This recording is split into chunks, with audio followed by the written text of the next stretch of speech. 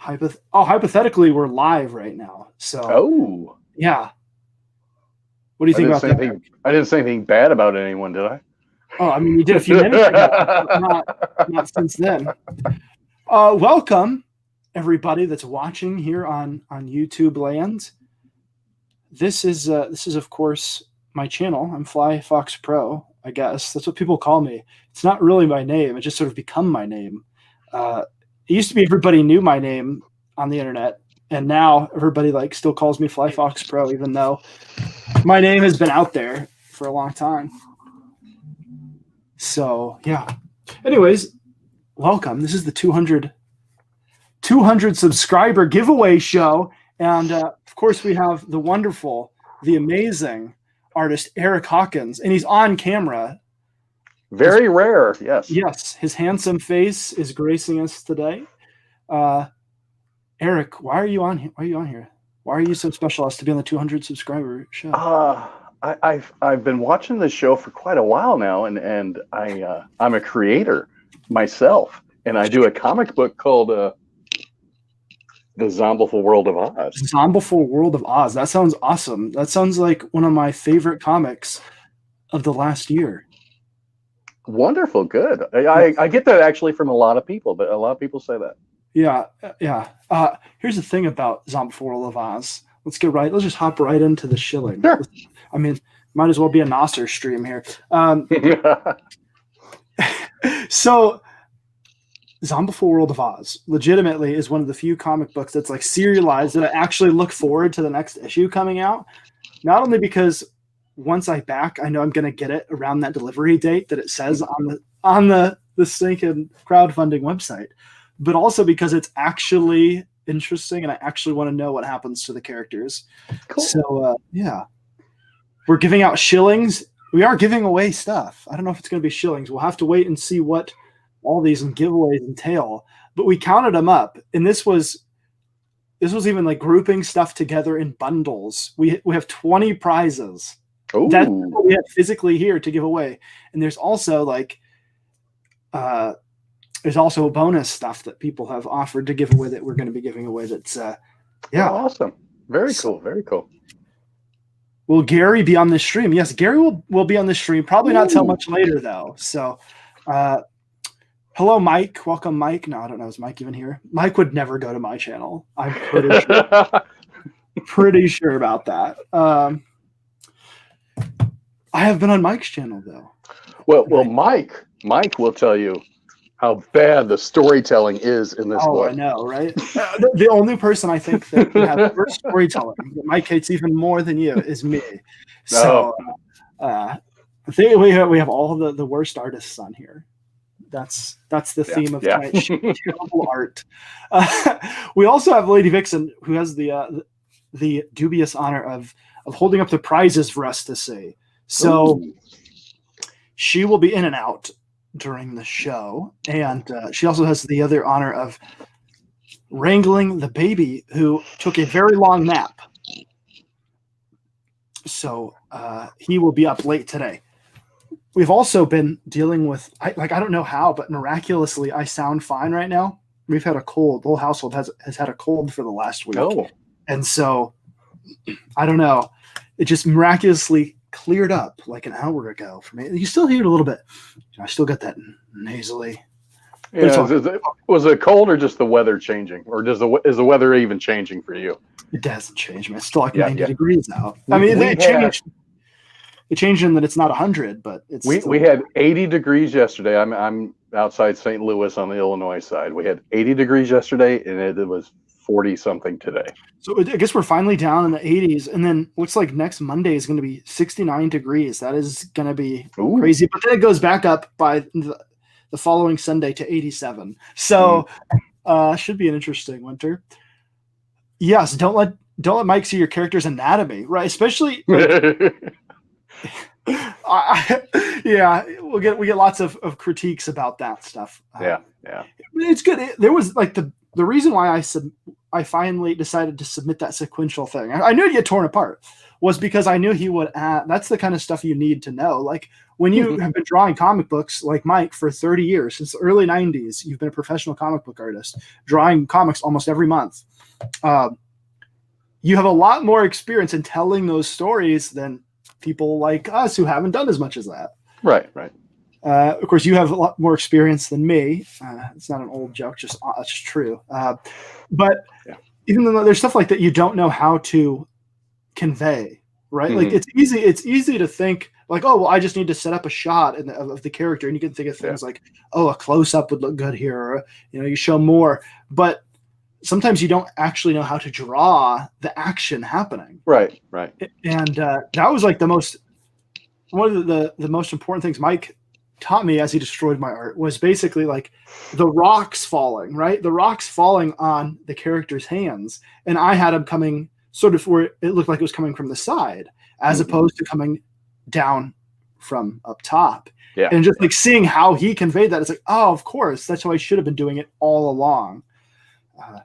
But yes, obviously you don't know that until you either figure it out or somebody tells you. And that's why I think like a lot of these guys who are wanting to do comics, and they're wanting to do all this storytelling, and they're wanting to just get their stuff out there, just draw and draw and draw. And don't worry about the crowdfunding until you've got some stuff under your belt. Like for me, I'm not even going to do that. It's just going to be digital. Like if you want the whole thing, or I might piece it out on Webtoons or something like that, because I think there's an excitement about crowdfunding, right? Like a physical book that always feels better, I think, as an artist, especially like having transitioned to digital, because I did a lot of painting and things like that before, where you're painting in oils, and that's a physical, tangible thing. But when you're doing things digitally, it kind of like at least having a physical product at the end of it, it feels nice, right? Otherwise, you can't actually hold your art ever in your hands. But but there's also, we're in this time of advancement in technology, and so how do we take full advantage of that? Like getting our names out there, or getting our stories out there, because ultimately, like if the story's not good, what good is your name? Right. Yeah. So you work predominantly digital, Eric. Can you talk about why you've gone that way? It was surprisingly, it was expense. Bristol board's expensive, ink's expensive, time consuming too, when you're trying to draw panels and you're putting the borders on with a straight edge. And I was going through nibs drawing, I'd go through an entire nib, tear it up, drawing the straight edge on the panels there for a while. So I ended up, I saved up some money and went digital so I could, I'm drawing directly on the screen now. But it was time and money. I spent money to save money. Right. Yeah. Yeah, there's definitely, like, with all the drawing that I do, if I was just to be drawing physically, I'd be constantly having to go out and buy sketch pads, or constantly replenishing my inking supplies. And I left all the gates open. There's like a million gates in this house. The baby found his way through the maze of the house. It's okay. But like it's much easier, especially to stream, just to turn on the screen share and draw quickly, because I have the Cintiq. Yeah, definitely. I might as well use it. And once I sort of get situated, there's this hope that I'll be able to produce things a lot more quickly. Man, if I get another political ad as a text message, I may just throw this phone across the room. I have a guy text message, but I'm getting a lot of calls. Oh, a lot of calls, and I don't answer any phone call anymore unless I know who it is.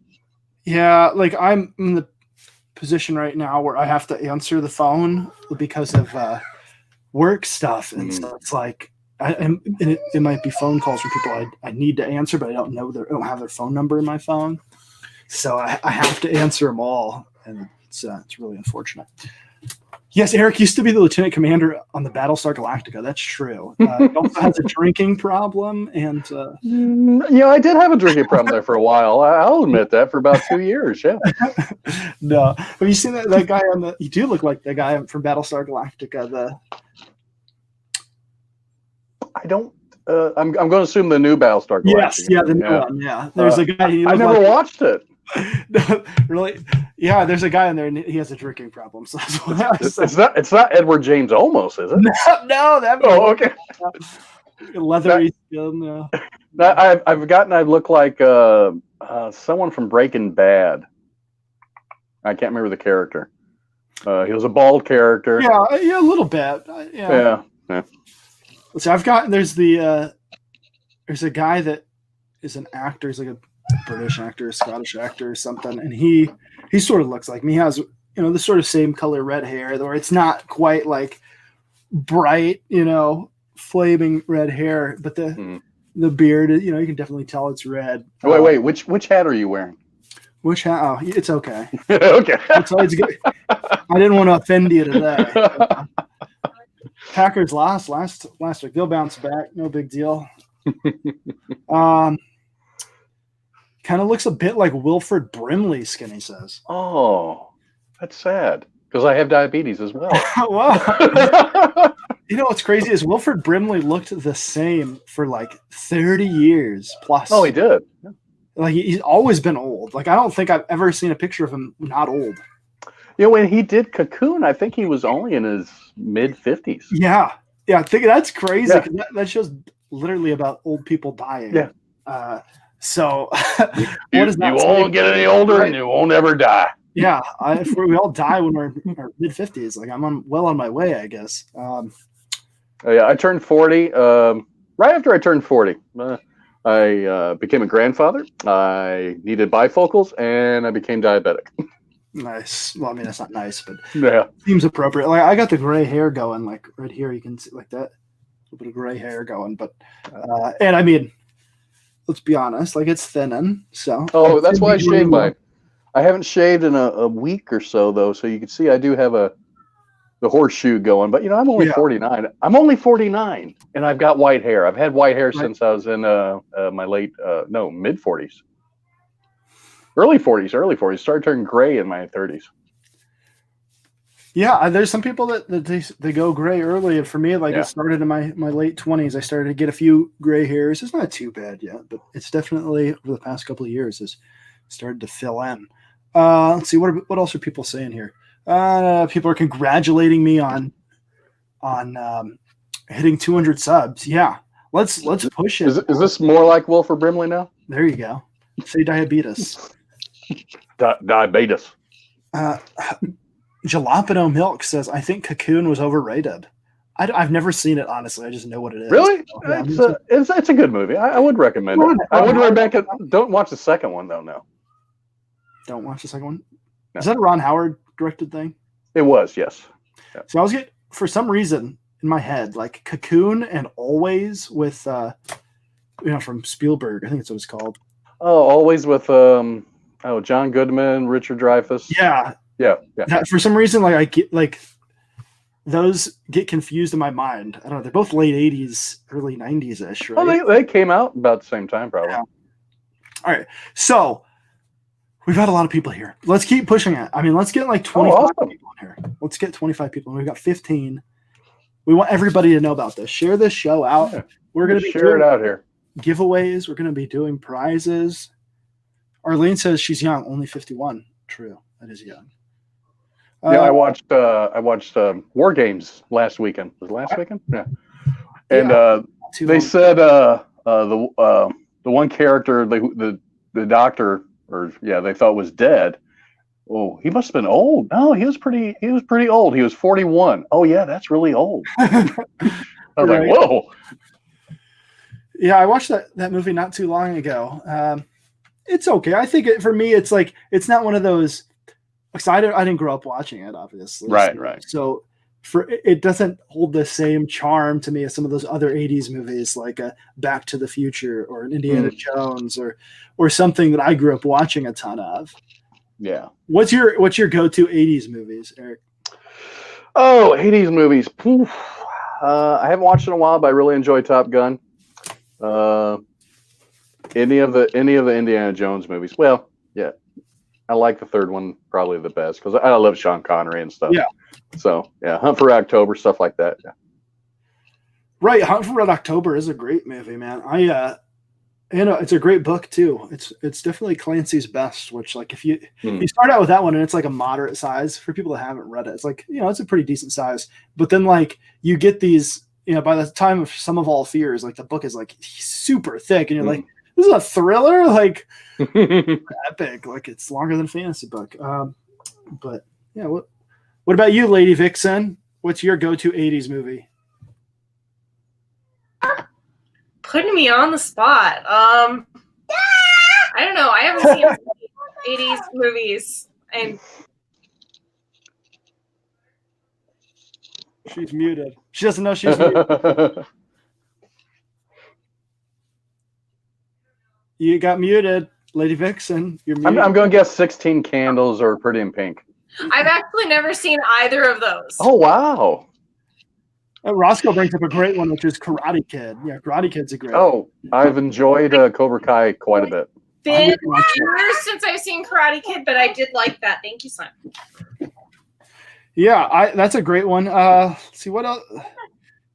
There's also like The Goonies, which I liked it when I was a kid, but I haven't really revisited it as an adult. That is a good one. I enjoy that one. But Back to the Future is definitely my favorite for sure.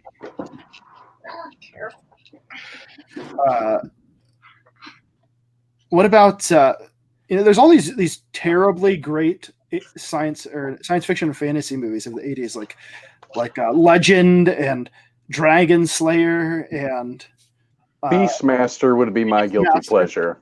Yeah, Beastmaster. Beastmaster 2 is one of my most hated films of all time. Because here's why. You watch the first Beastmaster and you're like in this fantasy world, right? You get to see this fantastic world. And then in the second one, it's him coming to America, to like Los Angeles. And it's like, I don't want to see Los Angeles. I want to see that fantasy world. And you know why they do that? Why sequels and cheap movies always have those fantasy characters come to, modern day, like the He-Man movie, the Masters of the Universe movie was like that too, is because it's super cheap, right? Right. It costs money to make a fantasy film. That's why, like the Darkstalkers movies just reuse footage, and they get worse and worse as time goes on. Is because they they have diminishing budgets. So once you get so that's why Beastmaster 2 is like that. So whenever you see that in an old 80s movie, it's like some fantasy people coming to America. That's why. I didn't even know they made a 2. I don't think. Was Mark Singer in that one as well, or? Oh wow. Hey, Lady Vixen, could you give me some?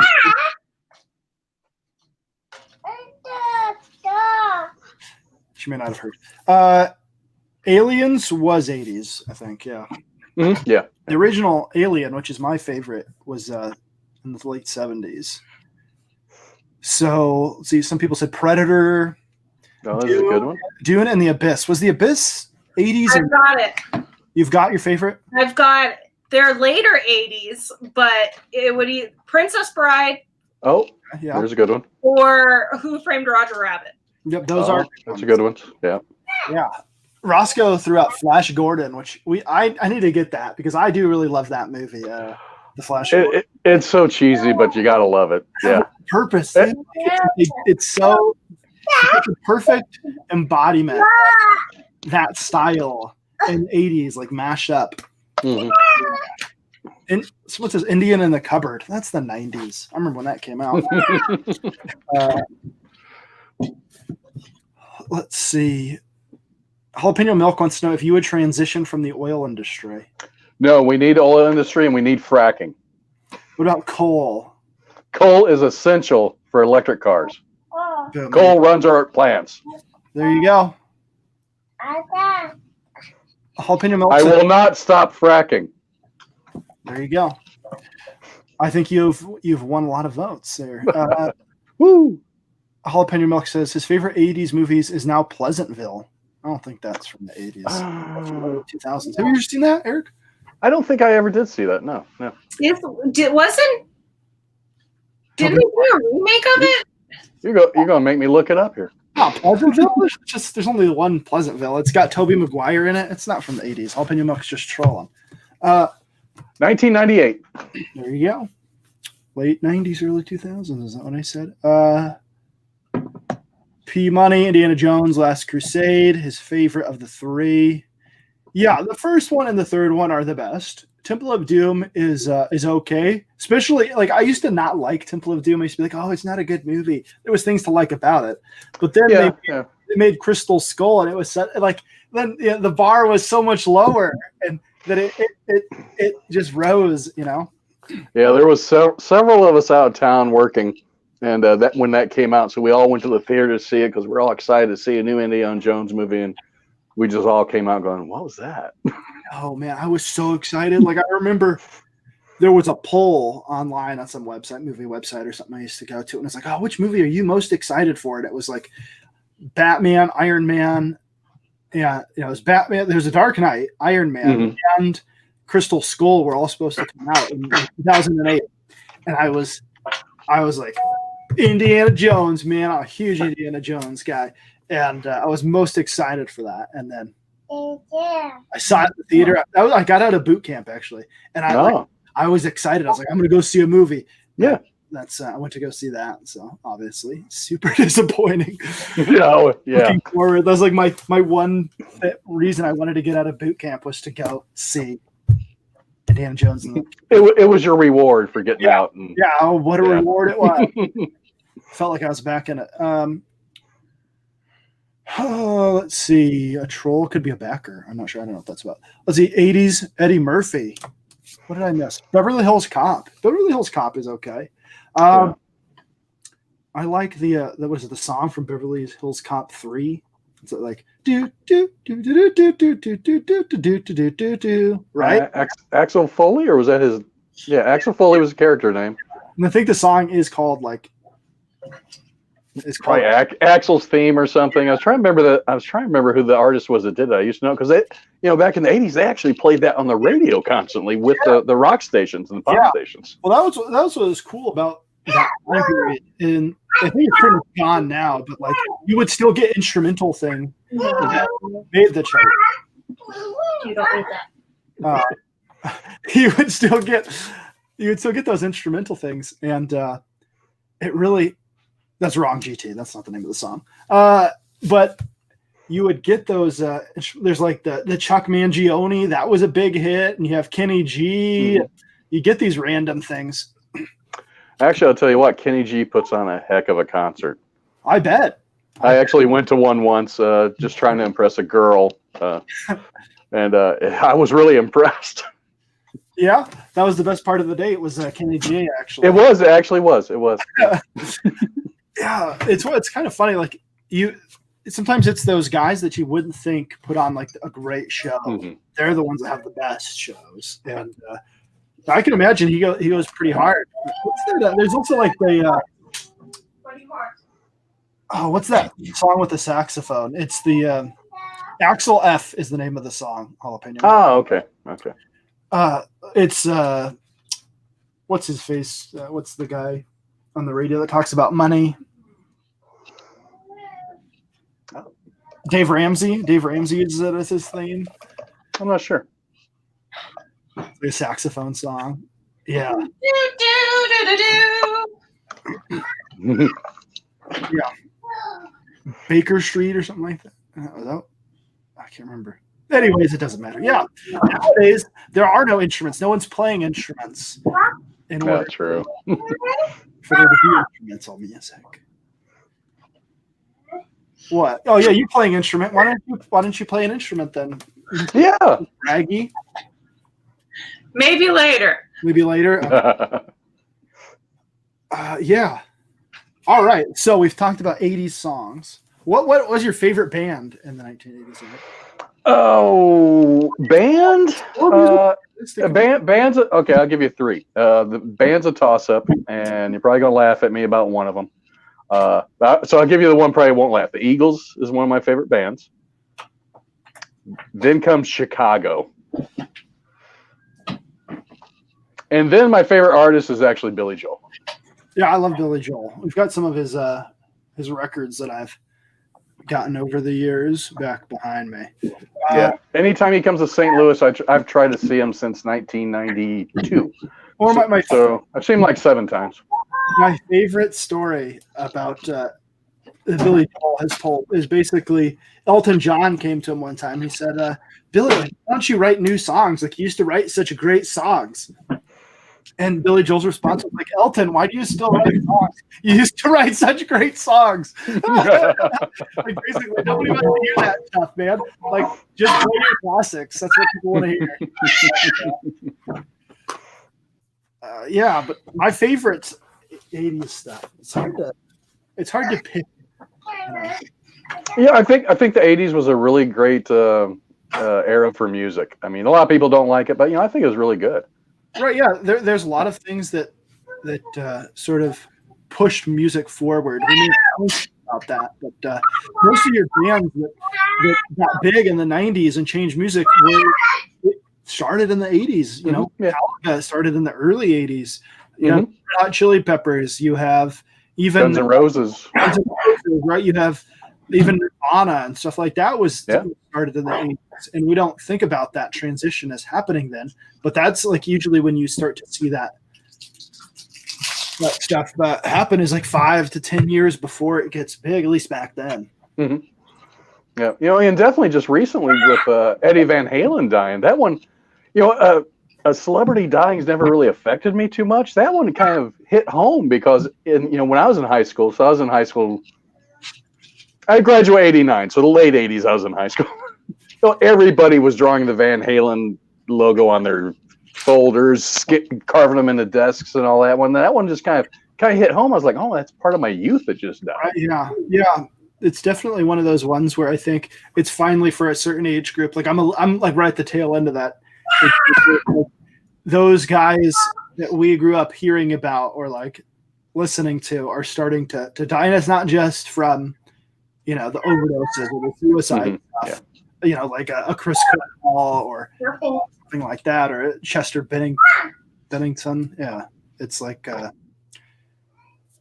it's actually like old age or disease and stuff like that, and it's kind of crazy. It's because I realized something this past year as we start to find TV shows for the little guy to watch. We'll go on like Hulu, and they've got like a classic cartoons section. Like you go to like classic cartoons, right? And I'm thinking Flintstones, Jetsons, Yogi Bear, Rocky and Bullwinkle, Scooby-Doo, the kind of the classic things I watched growing up, the Hanna-Barbera stuff or the cartoons, right?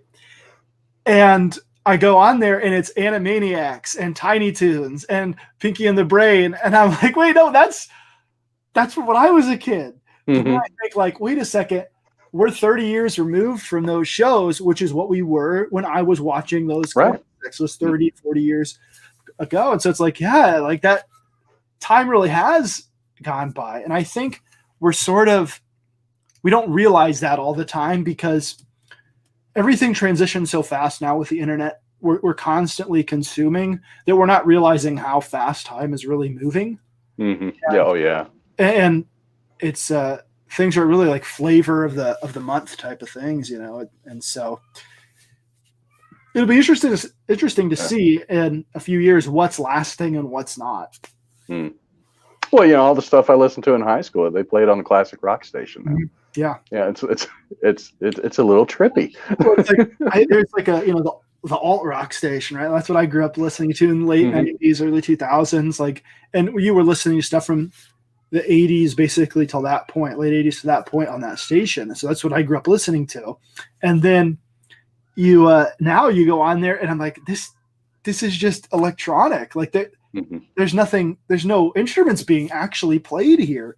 And it's just, it's kind of crazy that the transition was so stark because you could compare it's a different sound, but you could compare music in the 70s, rock in the 70s to rock in the early 90s. Like, yeah, grunge had a different sound and they did different things, but you could compare them. But now it's like, what do you compare it to? Right. Yeah, a lot of people trash grunge now, but I kind of like grunge. It wasn't that bad. But I do want to make a comment real quick. Eric in the chat, no, Milli Vanilli was not my favorite group. I caught that. There you go. Hey, so Jalapeno Milk is asking, did Eric Scott Hawkins have a mullet or a Camaro with T-tops? No, I had a mullet, and I did not have a Camaro because I'm much classier than a Camaro. I had a Trans Am with T-tops. There you go. That's better. The Trans Am. Did you have the actual bird on the front and everything? Yeah. Oh yeah. I had the Solid, man. full decal kit on it. It was 1980. It was white with the blue trimmings and the T-tops. So I had the CB antenna. Yeah. Yeah, I remember it was all decked out. When I was a kid, the bank that my parents used, there was a one of the people that worked there had a Trans Am. And they parked it back there, and I used to we'd wait. This is back. This is the early 90s. You're allowed to do this stuff back then. We waited in the car for my mom to come out. Right? And I remember I would just look at that Trans Am like, I want that car when I grow up. You had to. It was beautiful. It was a beautiful thing. I had a mullet too. I mean, I was a little kid. I didn't have a choice. It was what my parents decided, but I had a mullet. Oh yeah, well, in the 80s, everybody had a mullet. I mean, you looked out of place if you didn't have a mullet. Yeah, I kept a mullet and long hair until I had my first child in '91. Then I cut it off. Right, the mullet it lasted into the 90s for a lot of people, and it gets a bad rap because it keeps the sun off your neck if you're outside, but you also look professional up front, and you got that party in the back. And I was very proud of mine. Most of my friends, they had to get a perm to get some curl in theirs. My hair, when I had hair, it was naturally wavy and curly and real thick. So I was everybody was envious of mine, blowing in the wind as I drove my Trans Am. All right, little guy. He needed to say hi. What do you think, Mr. Blue? Hey. This guy, he looks like he's going to have crew sometime when it gets wet and stuff. Not much there yet, but. Oh, he'll get there. Yeah, because his mama has super curly hair, and his hair is looking like it's going to be more like hers and not mine, thank God. Oh, cool. Because otherwise he's going to lose it. No, you're going to break that cup.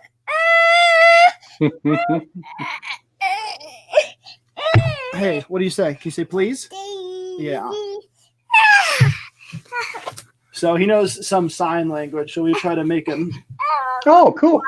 And he tries to pronounce the words, so he's getting there. What are you trying to grab? Pen. No, we're not drawing right now.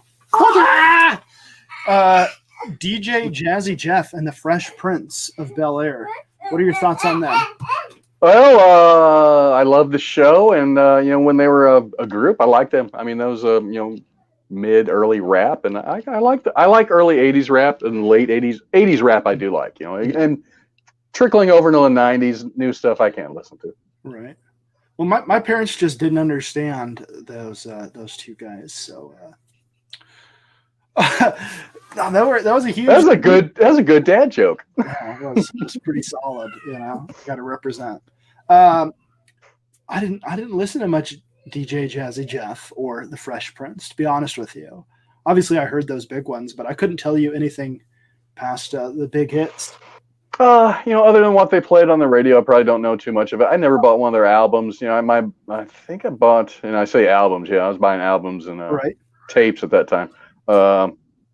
LL Cool J, I like some of his stuff. Mama Said Knock You Out. Yeah, all that good stuff. Shinobi wants to know, do you like Run DMC? Oh yeah, definitely. For sure. All right. Let's see. Who else was? I grew up, and on the radio was the Beastie Boys. They would get played on the alt stations. So. Yeah, I didn't appreciate them to probably later in the 90s. I mean, because they started doing stuff I think their first album came out in the late 80s. I think I was still in high school when it came out. Yeah.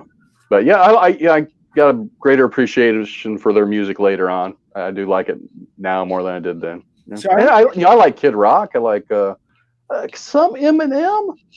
Some of it's okay.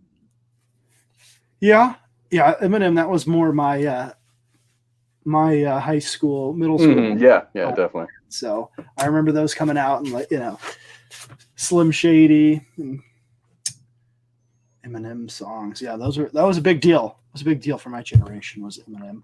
What was I going to say? Oh, you were speaking about cassette tapes. I remember there was a time when the local radio station, one of them, it was the Top 40 station. They came to my school, and they were doing some presentation. Who knows what it was about? But then they were doing giveaways, and they would throw stuff out into the audience of us, middle schoolers or whatever. And I remember they were throwing cassette tapes, and like a few years after that, I don't think they were really even putting things onto cassette. They weren't even putting albums onto cassette anymore. No. It did pretty much after that. That's probably the last time I remember, like, because you used to be able to go to like a Target or a Walmart, and you'd have a music section, you'd have a bunch of cassettes and some CDs, mostly CDs, you'd have cassettes, and then definitely, and then it was after that it was just CDs, and now it's nothing. Yeah, I mean, you used to go into Best Buy, they had at least 20 aisles of cassettes and CDs. Yeah. I mean, you just go up and down, up and down. Yeah. And now, I mean, it's all condensed to one aisle if there is anything there. Anything, yeah. Like same with movies. Like you used to have section for science fiction, and it would have everything you wanted. It was on at that time. It was DVD when I was there, but like, yeah, the music section. It was like, okay, I want this album. Like Target probably doesn't have it, but I'll go over to Best Buy because I know they're more likely to have this older album because they have so much. And now, like, I think they make a lot of their money off of appliances and stuff. So half the store is appliances. Then you'll have like a few movie shelves and then a computer section, and those are their big things because everything shrunk down. There used to be huge game sections and huge movie sections gone. Even when we went into Target the other day, their video collection media is drastically been reduced. That space shelf is important to them in terms of like how much money they're making, and so they've condensed it down because it's just not making money for them. And it's kind of funny, like the book section like is now bigger than like the movie section. Yeah, it definitely is. Yeah, especially at Target, because I stop at Target all the time. And yeah, the book section is bigger than the movie section. And if they have music, I don't remember seeing CDs at the last time I went at one. I do remember seeing LPs. Yeah, exactly. I do see records now because people are buying records again. Well, they have more pops than they do music movies. Yeah, it's like now I think it's like an end cap is basically like the music, and you have the records there. Yeah, like actual vinyl, and then. I don't know, like I don't remember seeing any CDs, but if it was just a very small section. Yeah. And even then, like, people aren't buying them because everything's digital, which sort of goes back to what we were talking about earlier with comic books. Like I go to Target, right? And I don't always tweet this stuff out, but like every time I go there, I at least take a couple of pictures and think about tweeting this out because it's like one of my continuing things I talk about. It's like we go to these stores. And I see comic books. I see graphic novels from Scholastic, from kids publishers, from all these things where they've managed to crack the code, and they're in a store that all the kids are going into at least, right? Like they're in Walmart, they're in Target. I saw them in Safeway the other day. They're out there, but the single issue kind of a deal. It's just not the way anymore. No. And what's kind of crazy is I actually saw like an Archie comic. You remember, like, you used to see Archie comics in the grocery store every time it went. They would be right there at the cash register. And every once in a while, we convinced my mom to actually buy one for us, and we take it home and we'd devour those things. And I saw one at the grocery stores a couple months ago for the first time in years. I was like, oh man, this is the novelty of it. And it had like some of the classic stories, and there was like the best of or something. And I was like, man, yeah, I'm gonna pick this up. And I turned it around to like see the price, because they used to have the price on the front, and it would say $2.95 or whatever. And that was a big double digest, and it was $8. Oh, And I was like, there's like, what parent is going to be like, yeah, okay, let's get that $8.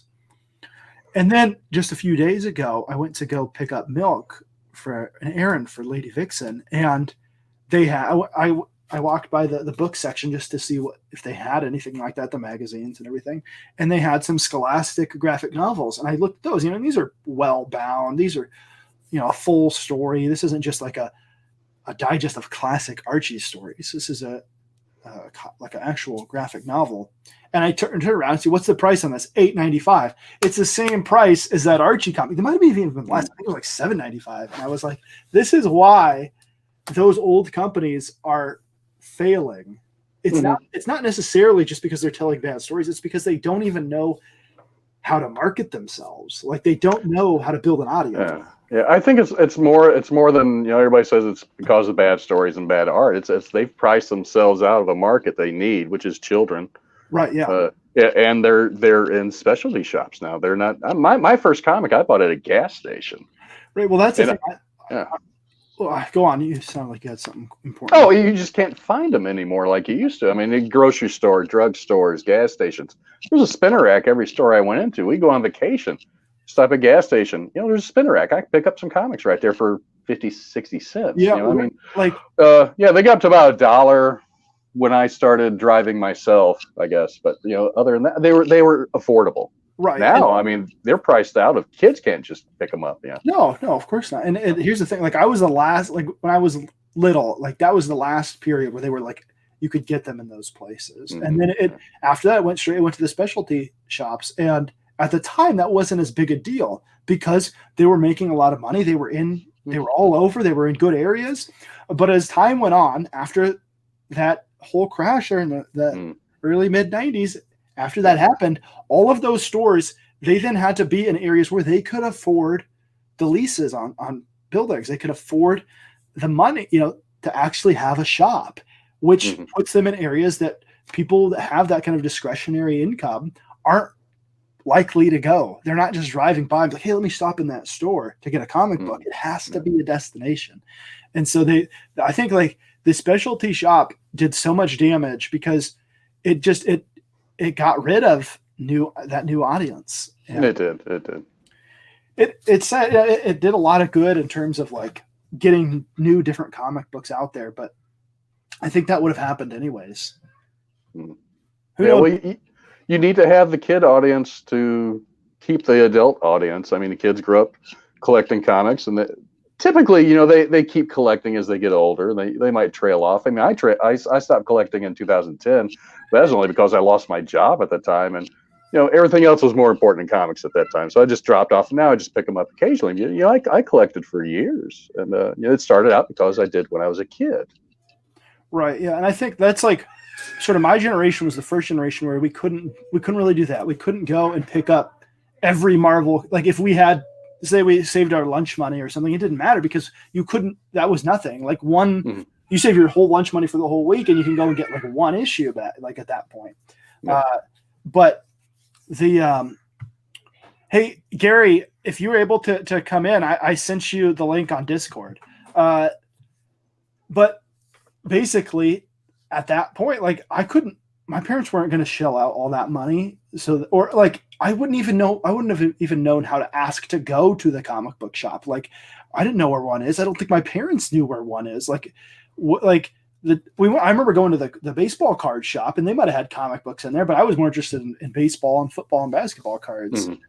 That was my thing. So it was like by that point, like whatever you saw in the grocery store, like Archie or whatever, that was the only thing you got. And so most of my comic books came from reading stuff at the library. Yeah. The library, that was when you had like those nice DC archive editions that were coming out. And I just remember like reading those. And so that's really how I started reading comic books. It wasn't even, you couldn't find them. No. So with all this comic book stuff, talk should we do? No, let's do our first giveaway. Speaking, this was something I just thought about, which is one of the comic books I had as a kid. Will you find that one, Lady Vixen? It's that's the one. There we go. Ozzie Smith. Ozzie Smith. This is a DC comic. The greatest shortstop of all time. Oh, yeah, oh man. It There's was so Tony the awesome. Tiger. Yeah, and it has Tony the Tiger in it. This is actually Cool. a promotional comic that I had as a kid. I had these comics. There's an Ozzie Smith, a Nolan Ryan, and a Jackie Twin Percy. Oh, wow. People in that era, those are huge names, right, for sports. And we used to get the I don't know. I forgot to ask my mom about this. I should have asked her in preparation for this, but where this actually came from, like in terms of a giveaway, was it something that you got out of the Frosted Flakes box, or was this because it also was like a Sports Illustrated for Kids crossover promotional thing too? And we had Sports Illustrated for Kids. Yeah. We had a subscription to that as a kid, and so like I'm not quite sure where we got that, but we had all three of those. I'm guessing it was cereal boxes, but It might have been. It might have been maybe even a cutaway mail away for it in the cereal box. yeah. Would you like to hear the story of me meeting Ozzie Smith? Yes, I would.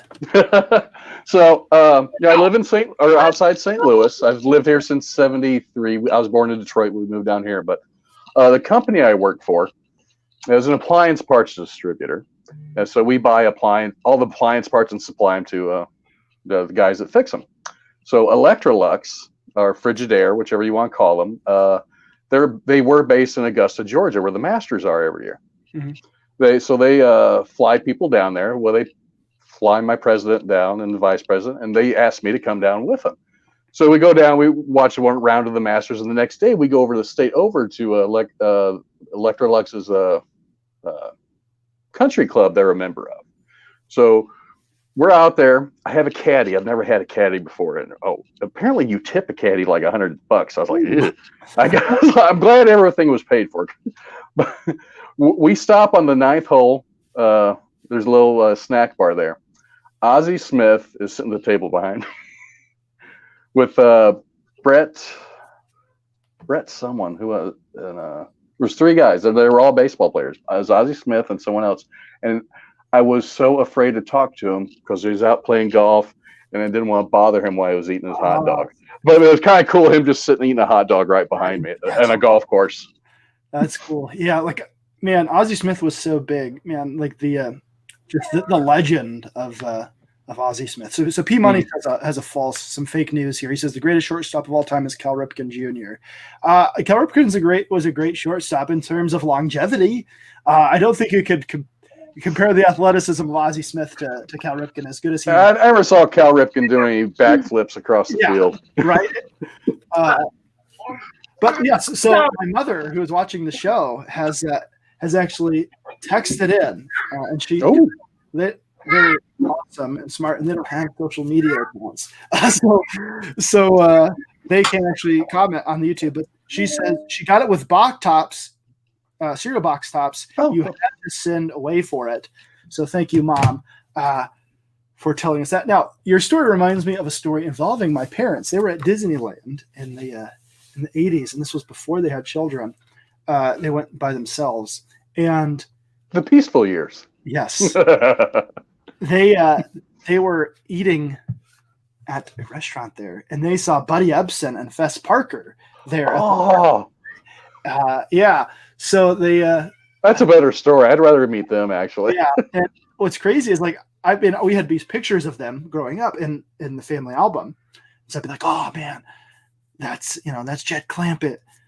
That's Davy Crockett, and but they're old. That's so cool. Right. And then this is like last year before, I was watching old Disney Channel stuff.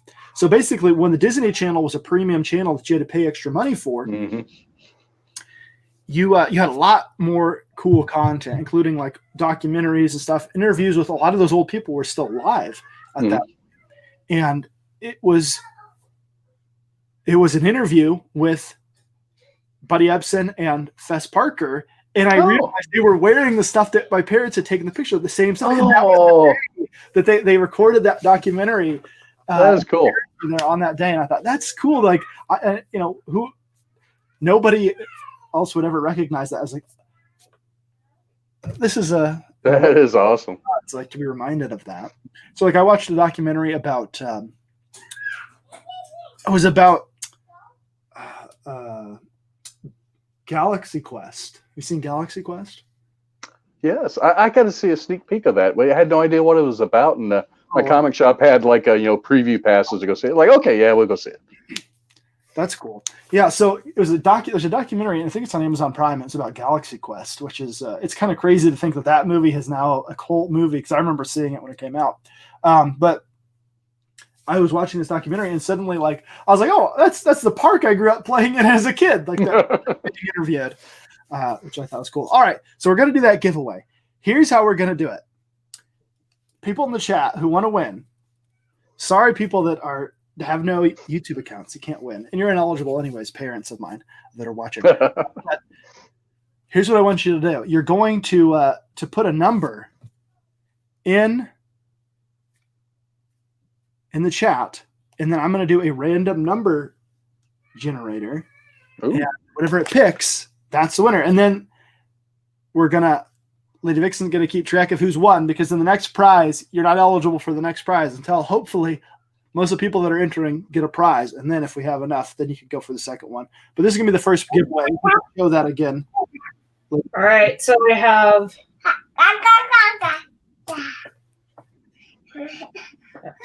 All right, so I should say put a number between 1 and 20 because we have about 17 viewers. So hopefully people pick that. Yeah, P Money says don't pick bizarre numbers like 37.8573784. Yes.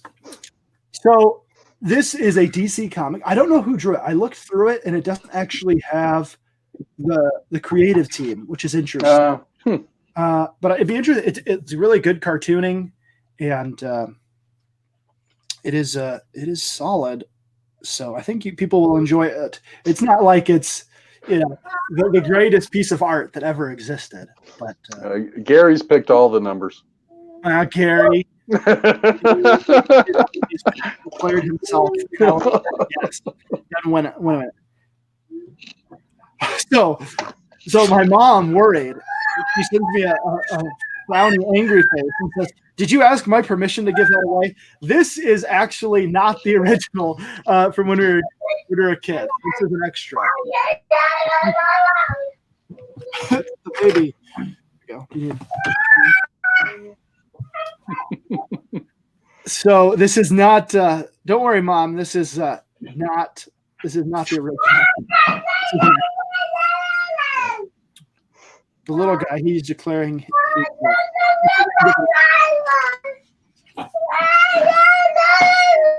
Boom. All right, here we go. The one and only. It's Mr. Gary Shipman. Oh, I'm on. Hello. You're on. Congratulations on 206 subscribers. Thank you. I'm hoping that we can get some extra people in here if we share this out. So everybody that's watching, go ahead and share this out. Let everybody know that we're live doing giveaways. And this is just like, so Gary, Lady Vix and I, we grouped stuff together and we made bundles of giveaways. I need a second pencil. You took the pencil, huh? You will. There you go. Thank you. There's more than one. There's my whole box. We have over 20 prizes to give away, Gary. I don't even think we're going to get through them all. All right, so I have here the right here on screen. I will, even if people don't trust me, I'm going to. So we're now closing the initial giveaway, and I'm gonna generate this random number here. So you have 5 seconds. I'll count to 5, and then I'll count to another 5 because there's a delay. 1, 2, 3, 4, 5. 1, 2, 3, 4, 5. All right. The number is, can't even see it, 2. There you go. I won. Ooh. Who picked 2? I won. Gary, you picked all the numbers. Yeah. Like GT. All right, GT. All right, here's the thing. If you guys want to contact me, you can contact me on Twitter. You can contact me on Facebook. There's a Five Fox Productions Facebook page on Facebook. If Lady Victor can share that out, or you can contact me on Twitter. Or if you don't have those things, we'll give you the email. We'll get you the email. You can email me, and so we can get that giveaway to you guys. But GT, you win because Gary cheated and put more than one number. Which Gary's rules. I'm going off of Gary's rules that he came up with. If you put more than one number, I didn't know that. qualified. Gary, you came up with the rules. You don't have any of those. All right, GT, that's fine. The way you can get this is you can email me at flyfoxpro@gmail.com. It's flyfoxpro@gmail.com. You can email me there, and we'll get that out to you at some point. GT is the first winner. I'm muting you, Lady Vix, just because the little. Yeah. It's all good. What did you say? I said, okay. Is that caps? No caps. Just email me there, GT, and we'll get that out to you. So that's the first one. Now, GT, that means that going forward on these first giveaway gifts, prizes, if you will, don't enter them because you can't win anyways. Until the last prize. On the last prize of the night, which is the big prize, everyone is eligible. Even me and Gary? Not Gary. Me? Why? Would you say why, Gary? Yeah, why can't I win? Because you're the one that's giving it away. It's Gary's original artwork. Gary has graciously. I mean, Gary could win it back, I guess, if he really wanted to. Well, that's a slick way to do it, right there. Pulling that off later, but that's the first of 20. Let's see. My mom wants to know if she's eligible to win it. I suppose if you text me a number, but I don't. I think cheating. Let's see. The Fly Fox icon is blocking our view of Baby Fox. Like the one behind me. Gosh, they're in a completely different room. We're at opposite ends of the house. General Grudge says he wants that original Gary artwork back, and that's why I've decided, like, nobody worry. Everybody will be eligible for that Gary Shipman artwork. So I could see people be like, well, do I really want to enter these other giveaways if I'm really excited about this original Gary artwork? What links did you want me to put in the Go chat? ahead and throw in the Fly Fox Productions on Facebook one. Okay. So hold on a minute. You're saying that if they win now, they can't win later? But they can win. What I'm saying is they can only win one prize until at least everybody's won a prize, or we get to that point where we're doing the original art giveaway, because I want there to be multiple winners. I don't want people to just, somebody could hypothetically win every single giveaway prize. Why not? You could do like that elephant giveaway thing where people have to steal from one another. That's horrible. See, the thing about those white elephant gifts, things like that, is that usually you're supposed to give away bad stuff. Like you go and you give away like a rubber chicken or something stupid, because then nobody cares if they lose the prize. But if it's something like there's people that can steal it and all that. Yeah. When you give away real stuff, it never works. Like I remember, one of our teachers did that. They decided for the Secret Santa, or my Christian school, we called it Secret Angel gifts. They were going to do like the thing where you could steal it from people. And it was, everybody had bought somebody a gift and then they could go and steal it. It was just like on The Office where there was all these hurt feelings. These little fourth graders. And it was like, I got that gift for him and now somebody stole it. What is this? White elephant would be too hard to do. I think that's the way we should do all gifts, even on birthdays. Yeah, we can just steal them. Well, so let's just, I finally have looked down at what Gary's doing, and holy cow, Gary just kills it. Every time I think I've seen the best page that Gary has ever drawn, he just levels up to the next level of comic book art. So that looks amazing, Gary. Well, thank you. That's very kind of you. Yeah, it's gorgeous. Yeah, this is page 13 of Titan 2. Page 13 of Titan. And I missed a really good opportunity with the name, and I blew it. What? Titan 2 Electric Boogaloo. Oh, Oh. I could have. I've done all the branding. It's too late. too late.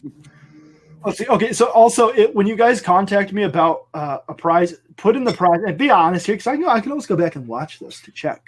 But what prize you won, so that doesn't get confused. So GT, in your email, just send me. Make sure you say this is what I won. So that way I know. I'm also going to try and keep track of that, but it would still be helpful. Thank you, Lady Vixen. That's also a good idea. All right. So we've talked about a bunch of stuff. We've done the first giveaway. We're going to start ramping up on those giveaways. We've been going for an hour now, and we're going to go for even longer. But here's the thing. That means that we're going to do our first trivia contest. Ooh. Yeah, this is a trivia contest about the channel. Okay. Oh. And nobody better cheat because cheaters never prosper, right? And this is going to be for a free, the winner of this, the first person to answer in the chat of this question. Okay. And they will get a free digital commission from me. Ooh. So that is one of the. Or also, if you are from overseas, I should have said this, the rules of the contest. If you are overseas, be aware that I am not going to pay to do a free giveaway to like Australia. So if you're from North America or somewhere where at least it is cheaper to send something, you're eligible. If you are in Australia, New Zealand, Africa, or Europe, probably not going to send it to you. So we're going to do some more of these digital commissions as giveaways. And you are eligible for those. So I want you guys to feel like you're included in this. Okay. I mean that's the right decision, right? I mean I'm not being unreasonable to think. No, that's very reasonable. Overseas is really expensive to ship to. Yeah. Gary should know. So I mean this is stuff coming like most of this stuff is coming out of my pocket here. So which is fine. I mean, I'm glad to do the giveaway. It was my idea, and I'm excited to give away this stuff. But we've had a lot of generosity from people, and I think my generosity ends at paying $70 to ship something to Australia. So yeah, poor Australians. Let's see. General Grudge says he's really tempted to buy the Titan 2 cover right now. Well, General Grudge, I have Gary Shipman original art pages, and they're worth. Yeah, if you hold off, you could win. You could win. Did I send you a cover? Put him. No, If that works. I can't remember. no, you didn't. No. What's up? I'm going to try and put him to bed. Okay. That's okay. Good night, little guy. Love you. Good night. Good night, little guy. Say good night to everybody. Say Can night Hi, night. little fox. you say bye-bye? Can you say hi? Hi, guys. All right. Good night, buddy.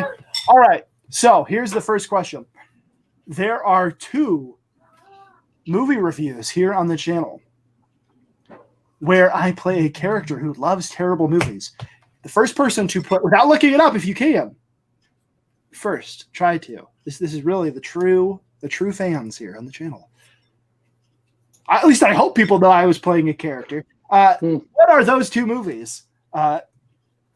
So the first person to answer in there will get that free digital commission. And make sure your chat's on live chat. Yeah, good point. Yeah.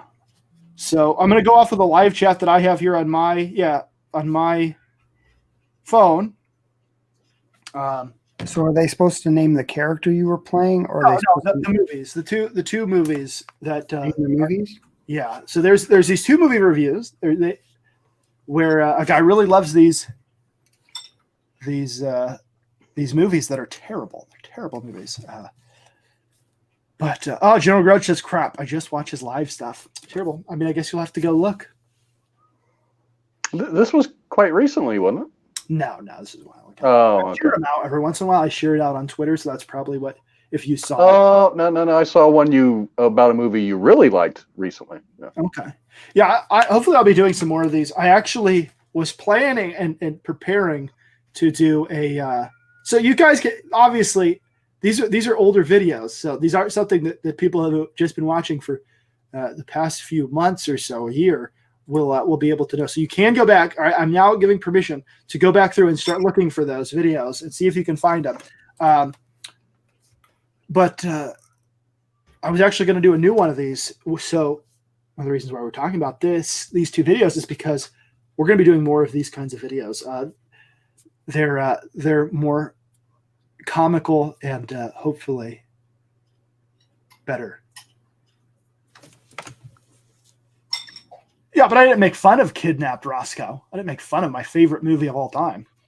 Oh, Eric, you froze. Oh, okay, hold on.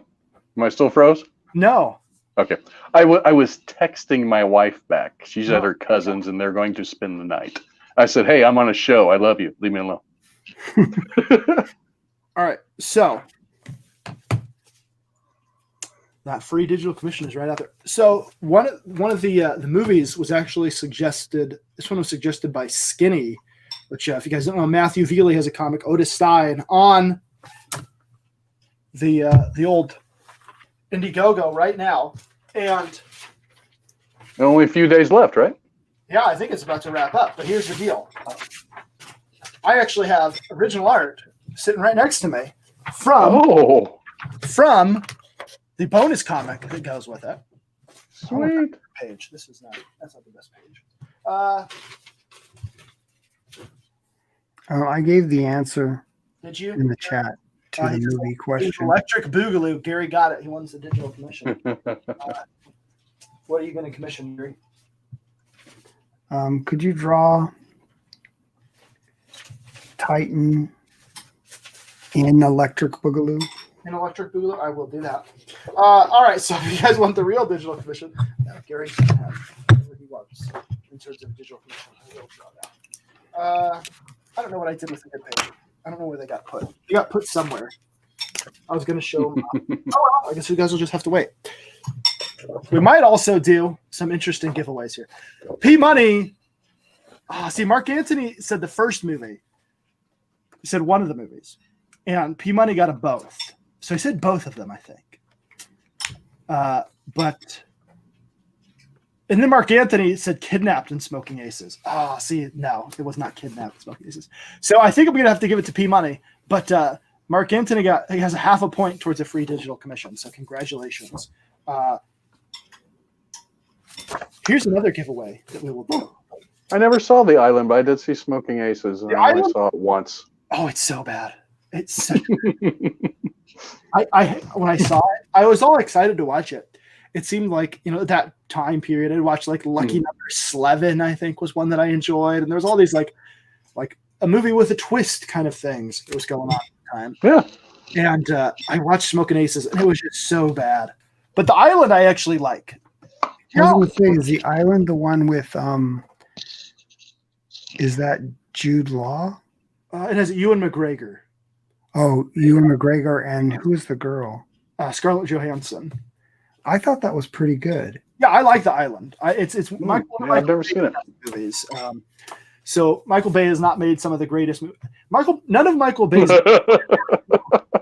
He's the most competent, terrible filmmaker of all time. He's just it's like excess. It's way too much of everything, and so it doesn't quite work.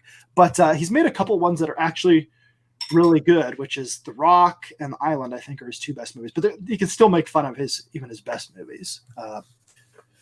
But P Money won a free digital commission, so that means that you can. Well, we'll talk about the details of that, but it will. Well, and those ones that the digital commission trivia stuff will not be something that prevents you from entering into the real giveaways. Let's see. Roscoe says the Island is the greatest sci-fi of the decade. Really? Maybe I should check it out. Let's see. Mark Antony says, should be at least 1 year from the factory. Are you planning to purchase the extended warranty? Yes. They're talking about Gary Shipman. They said if they win Gary, what kind of warranty does he come with? That's a good question, yeah. Gary, what kind of warranty do you come with if they win you? An expired one. Oh, Oh, there you go. Oh, that's It's as is, guys. as is. It's an expired warranty that is a lifetime expanded. Lifetime. Lifetime of expiration. Yes. It will never renew, and you can never get it renewed. Yes, good morning, Twinkle. For us, it is night, but for you, way across in a different part of the world, it is morning. But welcome. So we're doing a big giveaway show. If you are from overseas, as I think you might be, unfortunately, I will not be sending any of these prizes overseas. But we'll be doing some digital giveaways, and you're eligible for those. Let's see. General Grudge bids for Gary. He says negative 23. GT says that Gary comes second hand. It's true. I am a junior. There you go. I did not know that. Yeah, I'm Gary Shipman Jr. Wow. So you learn something new every day. You learn something new every day. They say that you learn something new every day. I don't know that it's true. No? When did you stop learning things new, Gary? I don't know that I've learned much in my life. No? If you were to give advice, if you were to pick one piece of advice to give all these baby-faced, fresh-faced little comic book artists out there, what would it be, Gary? One piece of advice, the most important piece of advice you could think of. Well, I always say that if there's ever anything that I can do to help, you must be in more trouble than I thought. That's not really advice. That's just an observation. It's preventative advice. It's like, don't ask. Yes. What about you, Eric? You at this point, you've done work for other people. You've done your own stuff. Is there something that like you're at a level higher than most of us out there trying to get your comic books out? What would your advice be? Two things: draw every day, regardless if you're working on a project now. Just exercise your mind and your hand, and never submit anything to Mike's channel for YouTube. Yeah, draw every day. I think it's super important because although the past couple of weeks I have not been doing that. But for the most part, this last year, the reason that I think I've gotten to a point where there's some really good stuff I've drawn is because I was doing that drawing constantly, not worrying about whether or not it's good or not. I think just do more. There's plenty of free resources online, guys, that you can take advantage of. Oh, definitely. Learn. Okay, I have some advice. Gary has advice. I didn't make up this advice, but it is good advice. And actually, people complicate drawing and things like that too much, I think. There's only really three things that you need to do. Mm-hmm. The first one, obviously, is draw. The second one is similar. It's draw. And the third one, similar to the first two, is draw. Right. That's it. Well, I think one of the things that I like helps people get past a certain place, for me, that has helped me to try to advance is just like make stuff. Just make stuff. Because you're never going to you're always gonna be like waiting for that time when I think I'm finally at, I can finally draw how I want to draw. And then you're gonna try to draw a comic book, and you're going to have to relearn how to do that because it's different than just drawing some static pose. It takes different skills, and it utilizes all of these different abilities. And so it's just like, just do it. Just start drawing stuff. Right on. Let's see. We've got some big jerk in here. Arlene, Mark, P Money, General Grudge. So many people here. P Money says draw. Nope, too complex for him. All right. Well, I think it's time for another giveaway here. So we're going to throw in a special bonus giveaway.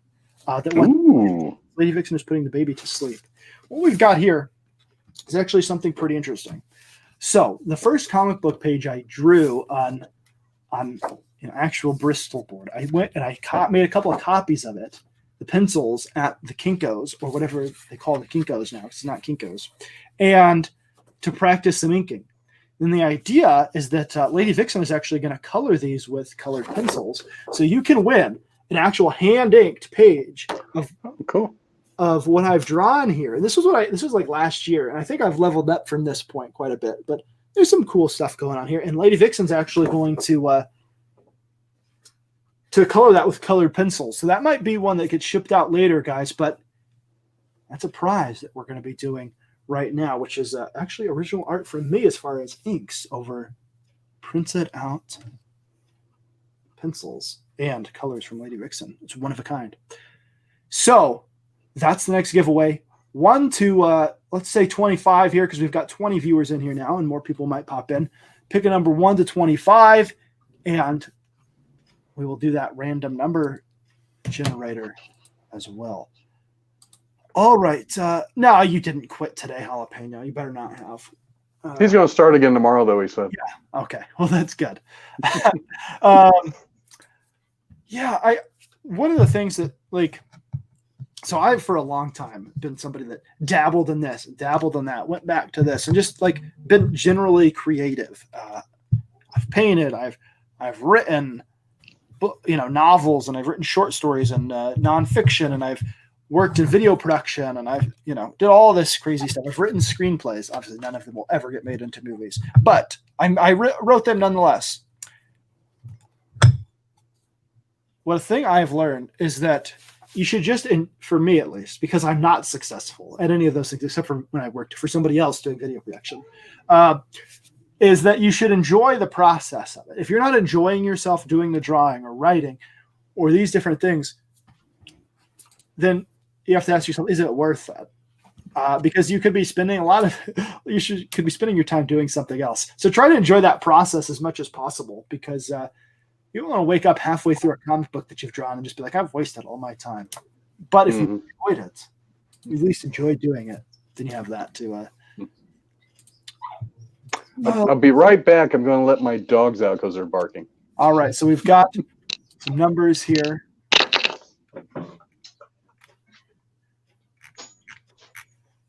All right. Some big jerk does not want to put in. And Sharon Marla, they don't want to enter the number. We said 1 through 25. Sharon says 16. Okay.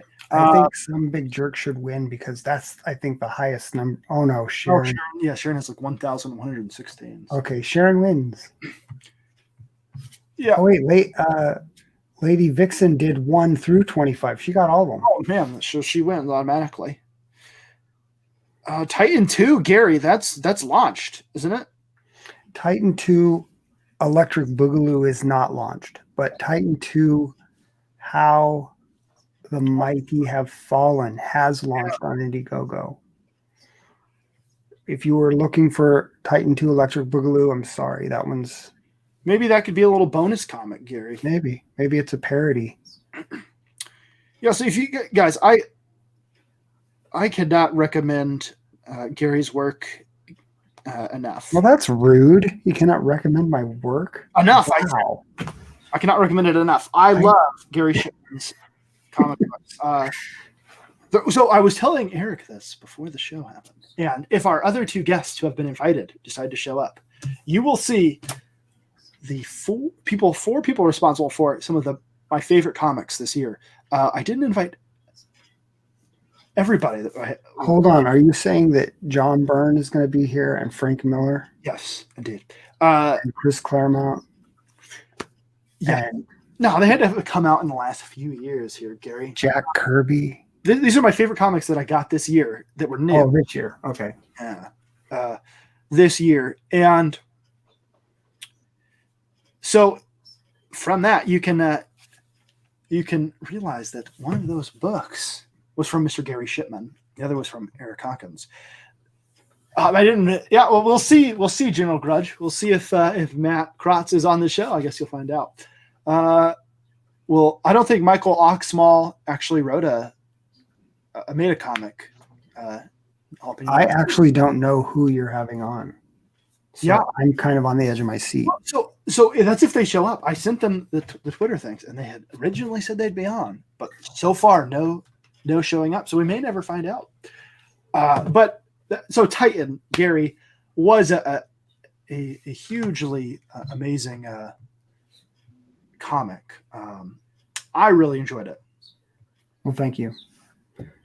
Let's see, Doug Tenaple is online. Invite him. Oh, that's such a good idea, General Grudge. I should invite Doug. What was I thinking? Not inviting Doug to the show. If only he'd show up, because he already has the link. I did send it to him. Let's see. He may show up. He's got the invite. He said thanks for the invite. I don't know if that means he'll actually come on.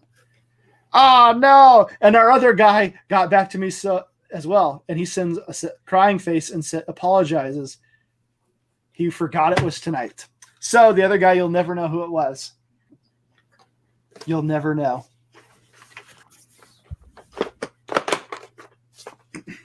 But yeah, so we'll see if Doug shows up. But one of them was Doug. Well, how come we get to know that Doug? It was one of them was Doug, and the other one forgot, and we don't get to know them. Because this way we can shame Doug if he doesn't show up. But the other guy, I don't want. He gets enough crap. Why can't we shame the other guy? Because he already gets enough crap. Everybody's going to shame anyway. Mike Miller. Oh, I know who it is then. Mike Miller didn't put out a comic book this year. Lone Star, does that count? That wasn't Mike. You know who it was, Gary? Who do you think it was? Well, if it's someone who gets enough shame, I know who it is. You probably do. I give some of that shame, probably. Could be. No, it wasn't Mike. I don't think it wasn't. Okay. Then I don't know who it is. You don't know what? All right. Yeah, I didn't send it to Mike. Mike might have shown up. I don't know. He does stuff on Friday night, though. Yes, he does. And here's the thing. Here's another thing about Mike. I've sent Mike DMs, and he's never gotten back to me. So I don't know that he would have come, because I don't think he reads his DMs from me. Not that I'm not trying to bash on Mike. Why would he answer me? Let's see. Fly Fox Pro did make a video about Rob Liefeld making his favorite comic book. Yeah, but that was a troll. Did Rob Liefeld put out a book this year? Yeah, he did the G.I. Joe Snake Eyes comic book this year. So he actually did.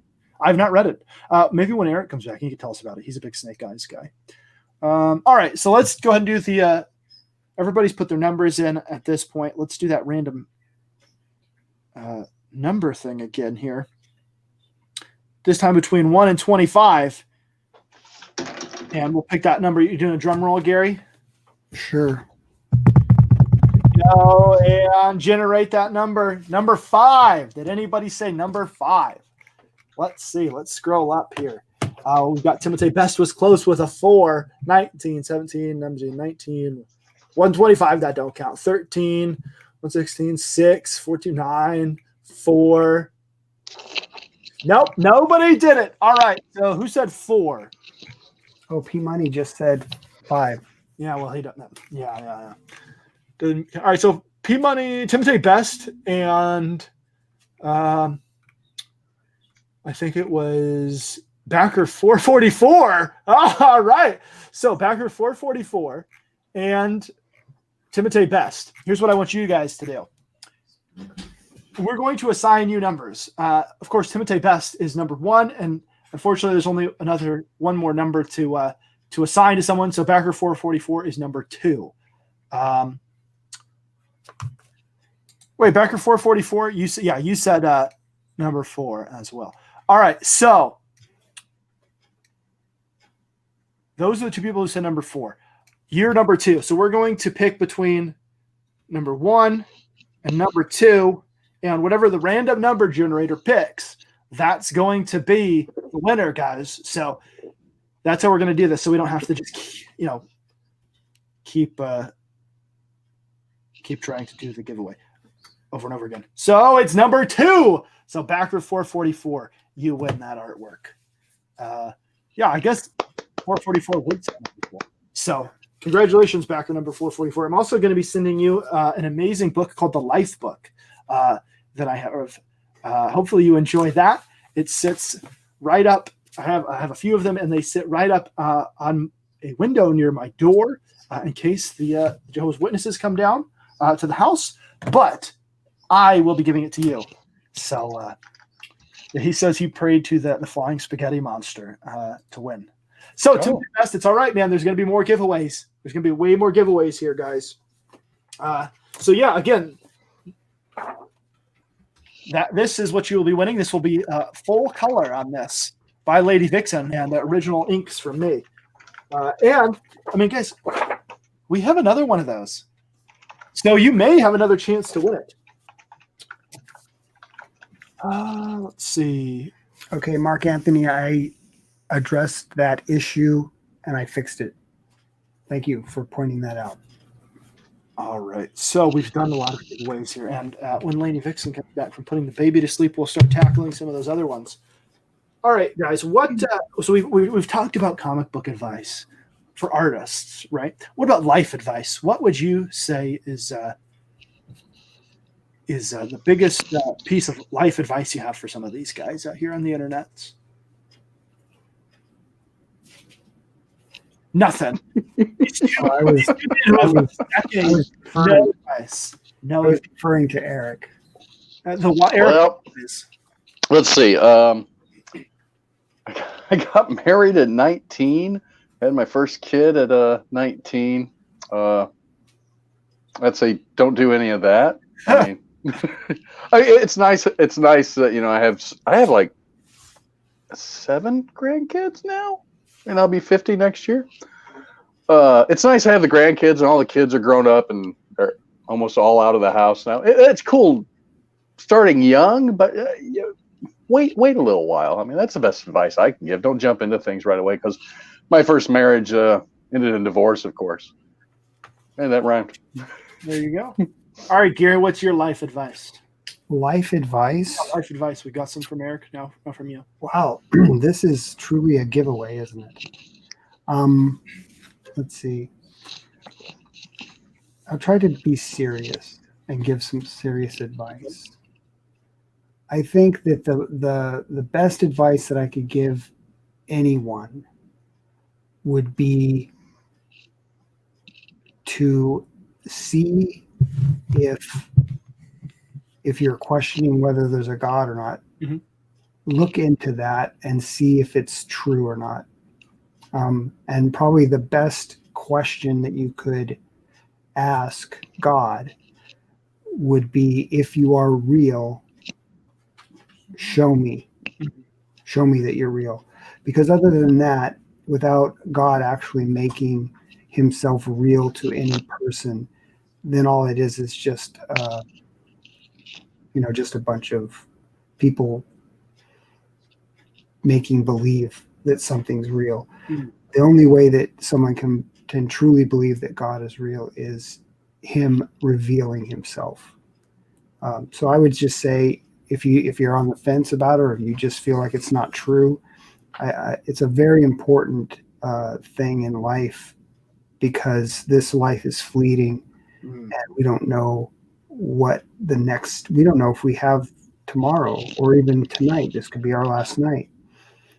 It's a very important question to ask. And if he is real, he will reveal himself, because he said that he didn't, his will wasn't that any should perish, but that all would be saved by coming to the knowledge of Jesus Christ. And so I would ask that question of God. And then actually, I mean, I'm not trying to say that the burden then falls on him, but it falls on him anyways. I mean, the whole burden of faith and believing in God and believing in Jesus, really, it's in God's hands. We just have to be receptacle. Receptacle, is that the word? Yeah, a receptacle maybe. Yeah, well, I think that's valuable advice, Gary. Gary's was much better than mine.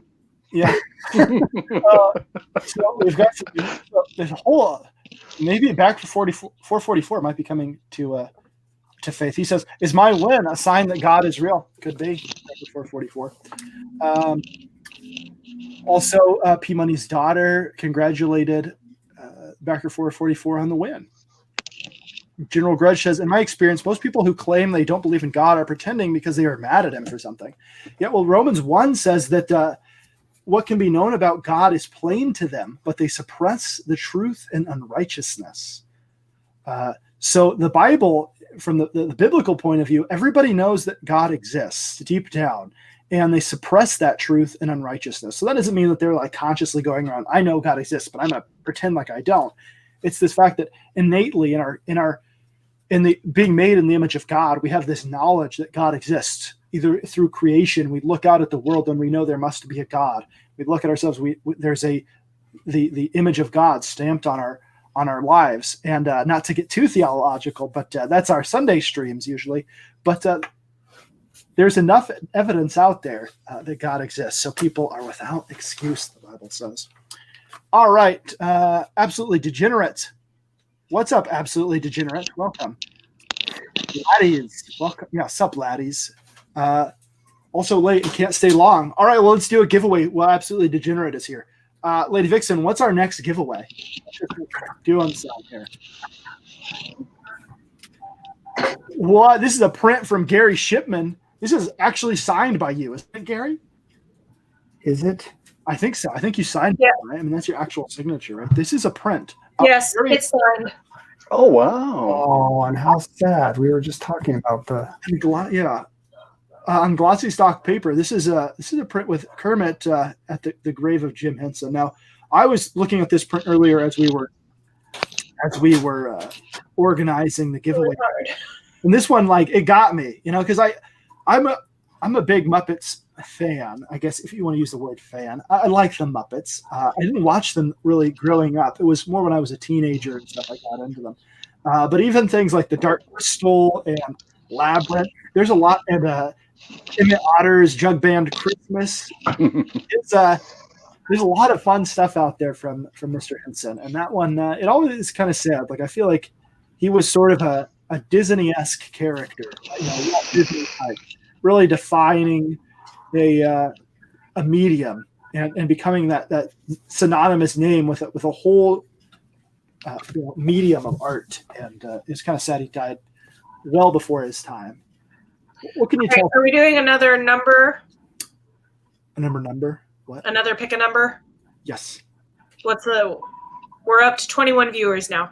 All right, we're doing it 1 through 25 is going to be the numbers. So if people want to start picking those while Gary tells us about this piece. Tell us about this piece, Gary. Oh, I'm sorry. The piece that is not being shown. There you go. Oh, she's showing. I see. This was a piece that I did. I did a number of pieces where I was trying to do other images other than just like superhero things, because I was doing a lot of everything's always superhero. And so I was trying to break it up and trying to go back to some things that that I enjoyed when I was younger. And so I did like a number of pieces, like some of them, like there's the Kermit with Jim Henson at his grave. And that just seemed like really sad to me. Yeah. And I thought, well, maybe some other people would like this too. That was mostly what I had in mind, was just trying to do something a little bit different. I'm not saying it's super different, but just something a little different. I think it's good. I think that's something I like about your artwork, especially we got the somewhat gothic and kind of ugly. That's what it's called, right? Yeah.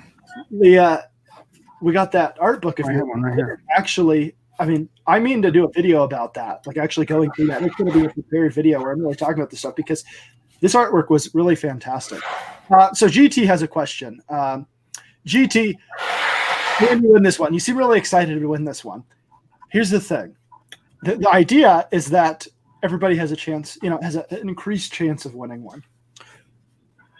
Would you like to take out, if you do this, if you jump back into this one to try to win this one, we have to make up for it some other place, right? Like, so that Gary Shipman original art, do we take away your chance to win that? I don't know. You could see what people want to do. Do people want to just... Yeah, do people just want everybody to jump in on all of the giveaway items? Because I'll do that if that's what the audience wants. If people want everybody has equal chance to win everything, and one person may win everything, well, that's their choice. Yeah, let's do it all at one time. Right now, put everything on the table. Right? No, I'm just kidding. Bagger 444 wants everybody to be eligible for everything because he's already won. Bagger 444 has already won some. Timothy Best wants free stuff. Yeah, so I guess everybody has the odds, right? Because it's either 1 in 25, I guess, that you could pick it. It is. No, I'm going to. I don't. No, GT, it's fine. If everybody just wants an odd chance to win each thing, that's fine. I don't really care how it works. It's not my. I'm giving them away. I want people to win. So Right, yeah, I would say just let people keep entering. If they're here in the chat and they've subscribed to your channel, that's a good point, Gary. go for it. These are people that watch all of my videos. These are the faithful. So yes, GT, you are eligible, is what we're saying. Yeah. So that's what we're doing. We've changed the rules. Sharon says, "OMG, just pick a number." Nobody did they? Oh, I guess they did. Yeah. Sharon's running out of patience here. Get We to it. actually have gotten some numbers. All right. So everybody, throw in your. That means I could play too, right? Yes. All right. So my mom has texted me, and she says, now that Eric is back, ask Eric about Snake Eyes. How's that Rob Liefeld Snake Eyes comic, Eric? I bought. It took me a while to get the first issue. I no store around me had it. They didn't either didn't order it or didn't order enough. And when I went in and I started asking about it, because I went to like 4 different shops, they go, "Well, we really don't sell GI Joe, so we never order it." Oh man, it's rough. But yeah, I'm the Snake Eyes fan. I got my tattoo right there. So what did you think about this Rob? I didn't read it. When I finally got it, I didn't read it. Oh man. And it's probably because I got the second printing of the first issue. I'm looking at it, and he's got a right foot on his left leg. Really? I'm like, oh, I can't even get into it. Oh, that's so Rob Liefeld. Man. Oh, that's bad. Oh man, that's fantastic. All right, so my mom has texted in. She's picked a number, so that's 3. So we'll show what the random number generator is, but my mom has picked number 3. So that is all transparency there. That will actually see if my mom wins or somebody else that lives here locally. Oh man, that'd be great. No postage on that one. All right, so we've got numbers. Lady Vixen, you'll look through the chat and tell me which one Yep. wins. All right. So here we go. We've got a lot of numbers out there, and we are going to generate that number between 1 and 25. Excuse me. Lady Vixen, when you get a chance, could you get me something to drink? Yep. All right. It is number 6 somewhere. Oh. Number 6. So close, Eric. You picked number 7. I don't know if people can see it. 6, yes. All right. Number 6. Did anyone pick number 6? Shout out if you did. If not, General Grudge, I think. General Grudge? Yep. Awesome. Way to go, General Grudge. Sorry, GT. Here's the good thing, guys. These prints that are here, Gary sells these prints for I'm sure you can get it for a very reasonable price. Signed from Gary with a remark and like some amazing stuff. Like, hey, on this, you could go contact Gary. He's right here. You can ask him. Hey, Gary, is it possible to get a print of this Kermit the Frog? Why sure it is. The remark of Fozzie the Bear at the bottom of it, Gary? Waka waka. Boom. There you go. Oh, General Grudge says he gives it to my mom. That's so nice of you, General Grudge. Thank you. Wow. No postage on that one.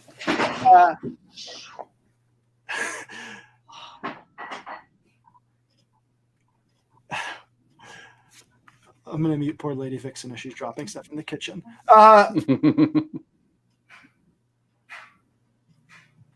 Let's see what my mom says. She says, "Aw, thank you, General Grudge." Okay, generosity. That's what we like. So, So Gary, I put the like a screen share thing of this piece. yes, I don't know if you can swap me with it. there you go. Is that possible? You just want to see that like that? Well, if it could replace me. No, I guess not. No. Well, anyways, there it is. Congratulations. Was it General Grudge that won? Congratulations, whoever it was. Yeah, General Grudge won, but then he gave it to my mom. Congratulations, Fly Fox mom. Jalapeno Milk says he wants the original piece, but with a Fly Fox remark. Oh, there you go. Who wants the original? Contact me and I'll redraw it. I like. So we were talking about the somewhat gothic and sometimes ugly sketchbook, Gary. Yes. And the thing about that sketchbook, I've gotten a few of them now, and I've seen other sketchbooks. This one, it just had so much art in it, and it was right up. Like Lady Vixen and I, we looked at that together, and we were both really excited about it because it is just somewhat gothic and sometimes ugly, but we're sort of sometimes somewhat gothic, but we're not like super into the cringe, Right. Yeah. and it's like that level of gothic that just gothic enough, just creepy enough. And Yeah, it was very much us. yeah, it fit us very well. So we really. I'm gonna show it if I can find. There it is. Yeah. Jalapeno Milk says he's always ugly. So there is the cover, guys, and this cover gives you a good idea of what's in it. There's all kinds of different artwork in there. There's more traditional things, and there's this really interesting style that Gary's developed. He drew a lot of this stuff in, and I'm really interested to see you do more off the wall stuff like's in this book, Gary. Yeah, I'm planning on doing a volume 2. This one was so much fun. It's probably my favorite sketchbook that I've done. There's different reasons. Some of it's because it is a lot bigger. Like I made this one pretty beefy, but also I like that it's my first hardcover. Yeah, so I think in the future, Lord willing, I'm going to be doing hardcover sketchbooks. And I'll probably, I have a bunch of ideas for sketchbooks, but I do want to do a volume 2. Yeah. And the difference in volume 2 is that every piece that I have in it, I want there to be a story that goes with it. Because there were some images that had stories. Well, and those stories, like some of them, like heartbreaking stuff in there, Gary. Like, They're supposed to be funny. they're like, it works really well. They're very effective. So if you guys didn't hop onto those, you can still get this on the Titan 2 campaign. Is that right, Gary? Yeah, I either did an add-on. So like if you're buying a perk, you can, once you select that perk to get it, that gives you an option to add on stuff. And it's either as an add-on or it may be a perk itself. I'd have to go back and look, but at least it's an add-on. Hopefully that's not too confusing. I don't think it's confusing at all, Gary, because everybody's going to want Titan, and then they can add on the sketchbook as well. Yeah, the brighter side of gothic and ugly. That's true. That's true. Let's see what else. People are talking about Jalapeno Milk in here. He claims that he's always ugly, not sometimes ugly. People calling him a cheesehead. All right, let's do another giveaway. Let's start getting through some of these. Some of these are grouped together. So we kind of, you might be winning like a bundle of stuff here. Ooh.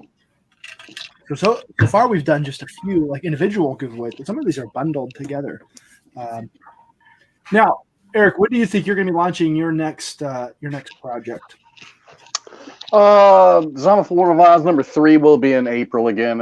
April's been good to me for the past 4 projects I've done, so I'm going to launch there. But next week, I do believe Cthulhu Invades Oz launches on Kickstarter, and it's an anthology, 140 pages, and I do have a 4-page story in there. I didn't write it, but I did draw it. Cool. Well, you'll have to. All right, are we ready for the next? Yes, next giveaway. All right, we're going to do a pair. A pair of prints. There you go. These are also by Gary Shipman. Also signed. What? Oh, nice. So this is Superman and Supergirl bundle here, the Super Family, if you will, giveaway. So Cthulhu Invades Oz. Tell us about that, Eric, as people throw in their numbers here.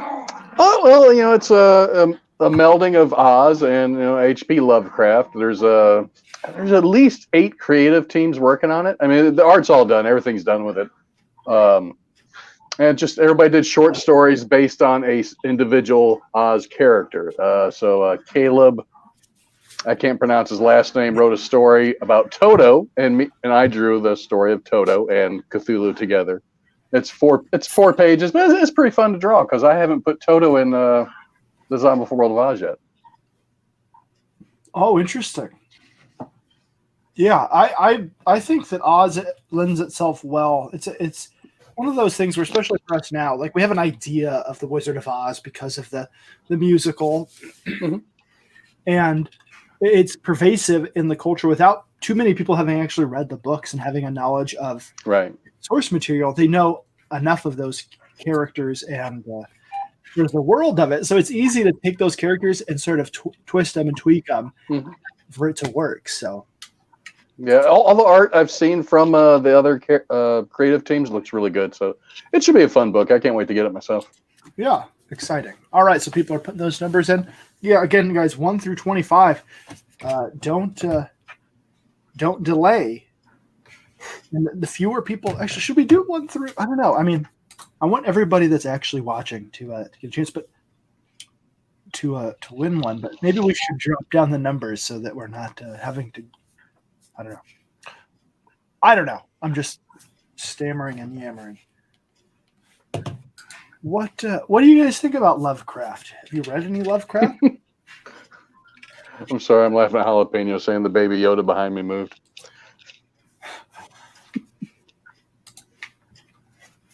I have never read any of H.P. Lovecraft. No, Not a single one. I've had the collection of Lovecraft on my Kindle for a really long time, and I haven't gotten around to reading it, but I've started recently. I've been trying to read more stuff like that. And it's some of it's kind of tough to get through. He's not always the best prose guy, but when he nails it, he like absolutely nails it. So, Really? what I'm reading right now, The Color Out of Space, I think it is. I watched that movie the other day. There you go. That's perfect, Lady Vixen. Let's see. Git says, why read Lovecraft when I have lots of Howard, Robert E. Howard? Because you can go through your whole life and never read Lovecraft and be a happy person. What about you, Gary? Have you ever read H.P. Lovecraft? No, I haven't. Well, he's a not such a nice guy, kind of a weirdo. So, Well, then I'm all over it. yeah, there you go. All right, I think everybody's got their numbers in. All right, let's do that. We'll do the random number then, 1 through 25. Hopefully, there's enough numbers that. Number 9. Did any pick number 9? Backer 444. Again? Again, you're gonna win everything. All right, congrats, Backer 444. I feel sorry for you, Fly Fox, because Backer 444 is just going to return it. Yeah, I was gonna ask for a refund of freight. Lovecraft was an atheist. Yes, that is true. Absolute degenerate. I was asked to be part of the project because of my past Oz books. They asked me to do it, even though I never read any Lovecraft. Yes, Cthulhu. Like at this point, like I think most people doing Cthulhu stuff and Lovecraft stuff haven't probably read a lot of Lovecraft stuff. They just like the aesthetic, I guess. They think it is. General Grudge says Backer 444 is a Fly Fox alt account. Secret out. Right? I didn't even. I could just be claiming there was a number somewhere. Number 9. P Money says, "Yeah, make sure to include a devotional Fly Fox Pro. Then when he sends it back, send it to me." Solid. Good idea. Again, people that win, contact me on social media, Twitter or Facebook, and or if you need my email, we can get that out again, and we'll get those sent out to you at some point. All right, Do you want a comic book or a print let's do or comic a book. poster? Oh, what should we do? What do you guys think, Eric? Gary, what do you think we should do? I don't know what comic books you have. Ooh. Yeah, do a comic book. You've done a few prints. All right, let's do comic book.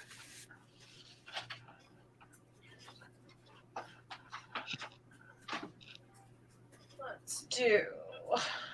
Oh, there we go. That's Packins Land issue number 1 and 2. It looks like it's Ooh. signed by Mr. Gary Shipman. I was looking through some of these. I was actually looking through some of these comics, and they look really good in this format. So yes, that is the one we are going to give away. Lady Vixen, in my office, there's a graphic novel. It should be on the floor, actually. Will you go bring it, and we'll give that away too? It's white. Has a white cover with a woman on the cover. Let's see. People are picking numbers. They're throwing out numbers. Gary, have you ever read this one, Packins Land? Are you familiar with this? I've heard about it. But yeah. Doesn't really. Have you ever submitted any of the stories to Mike to review? Mike Miller? Yes, Mike Miller. No, actually, Mike has been like an advocate for Packins Land for years, and he had a company called Alias years ago, and him and Brett, they were running it together. They contacted me. I didn't know who they were, but they contacted me. This is back when we lived in California, Midwest, and they said that they wanted to publish Packins Land in full color, and I was like, okay. And I guess they, because they have, they're people of faith, and so they wanted to do something that they felt good about or whatever, and they felt good about Packins Land. Oh. So Mike's always been very encouraging. He's a good guy. Awesome. That's great. Yeah. I actually have those some of those color issues. I actually own some of those. Nice. Packins Land. Yes. So I did a review here on the channel. If you guys haven't watched that review of Packins Land number 1, not to flatter Gary too much, but I go and show the brilliance of Gary's artwork in there and how he uses light and shadow to convey emotion and to really impact the story. So if you guys are somebody who is looking to be an artist, or you're looking to appreciate art in comic books a little bit more, and to be a little bit more critical when you see something, not just look at, oh, this is a pretty picture, but what are these artists making the choices they're making? That's a good review to look at, I think, that I did. And Gary's a good comic book artist to study, and you guys should definitely watch that if you haven't. Yeah, Gary's a great artist. I mean, it's not the traditional comic book art you would normally see in mainstream, but he is by far the best artist on Drawn and Quartered every time I watch it. Oh, wow. Thank you. Yeah, you're welcome. Those are the pros, man. I think one of the good things, and this is something I sort of touched on in my review of Titan, I think one of the best things that has ever happened to Gary is Gary not becoming a mainstream comic book artist, right? Because I think you wouldn't be the artist you are today if that had. Yeah. I mean, there's no telling what's going to happen in life, Right. But I was pursuing the career of a comic book artist. That's what I wanted to be. As soon as when I was real young, maybe I was even like 11 or something like that, and I actually saw a comic book, and I got the concept that these come out regularly and things like that. It just kind of hooked me. And then when I got to be probably junior high, I'm not sure how old I was, maybe I was 13 or something.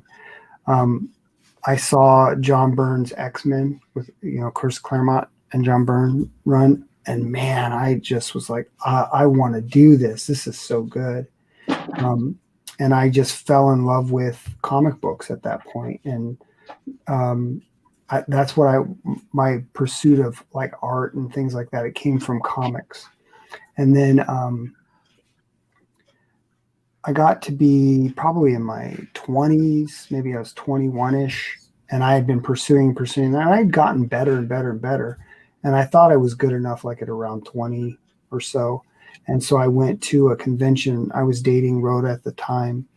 I think we were dating, maybe we were married. I can't remember. But we went to San Diego, and I'd been going to comic book conventions and stuff a lot, showing my work to editors and things like that. And it just never worked out.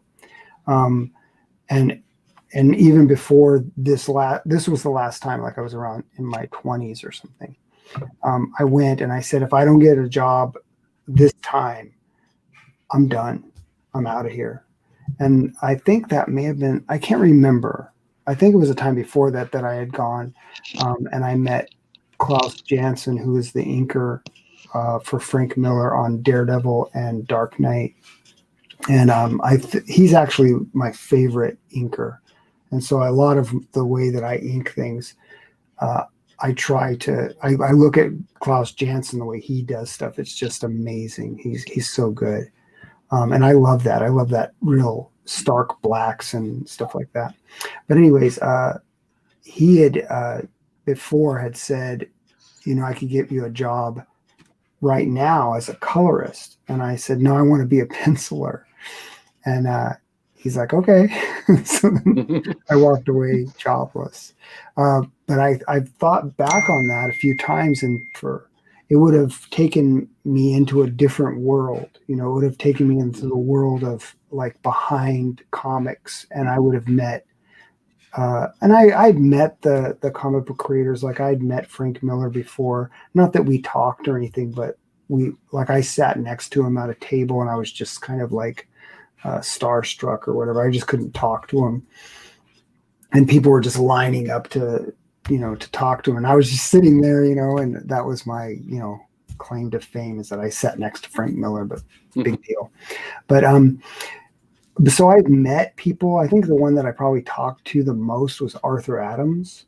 He really was, I was really taken with his style back when he first started. Like he was actually, it was before he got Long Shot. So he would just started out, and then he was working on Long Shot. And I was at his table every convention I could go to, and he was there. I would just spend the whole day right there standing at his table watching him draw and talking to him. And I don't know if to this day if he remembers me or not, but and I'd seen him just a few years ago at San Diego again, and I don't know if he recognized me. We're a lot older now. And so, but he never acknowledged like, hey, you're that guy. And so we didn't know each other really, but I was constantly hanging around, just kind of picking his brain, like, how do you do this? How do you do anatomy? How you do whatever? And, but anyway, so I did meet some of the professionals, and I would have probably gone right into that world. And who knows if that world, I don't really know what goes on behind the scenes in the comic world. Like, is it a dark place? Is it a friendly place? I have no idea. But I basically gave up after I had taken my artwork that last time, and I didn't get a job with Marvel or DC. I think Dark Horse was saying that they would hire me, but I wanted to work for Marvel or DC or nothing. I was just naive. And so I just quit. And I keep getting messages. Turn that off. But anyways, I guess I'll wrap this up real quick. I'm sorry I'm hogging up all your show. But what had happened is that Rhoda and I were dating, and then I became a Christian in that period of time. And then I realized that there wasn't any future for me in comic books because it was very dark and the subject matter was very dark, and there wasn't anything. I just couldn't justify it, and a lot of the stuff I was drawing, was like not complimentary. I mean, maybe it was too complimentary towards women in a way that isn't like edifying, if you know what I mean. And I just couldn't do that stuff anymore. I just felt convicted, and I felt bad about it. And like, how do I do this as a Christian? So I just gave up the whole thing, and I went and worked for a publishing company that did educational supplementary material. Did that for 7 years. Then I worked for CTB McGraw-Hill for maybe 4 years. And in that period of time, I'm giving you my origin. Oh my goodness. I just need We'll take a quick break. Lady Vixen. So Mark Antony says it's not actually a true random number generator. It has an algorithm, which is a good point. So Lady Vixen, on the bottom shelf on the main comic book shelf in there should be somewhere a the little GI Joe box, Yeah. tiny little lunch box that has dice in it. Get a D20 out of there, and we'll start rolling D20s, and That's a good idea. that's the way we'll determine it. Okay. Just grab the whole box. Don't just get one D20 because we're gonna have to roll another number if it. I don't know. Let's see. How will we do that? Because it's like if there's 25 people.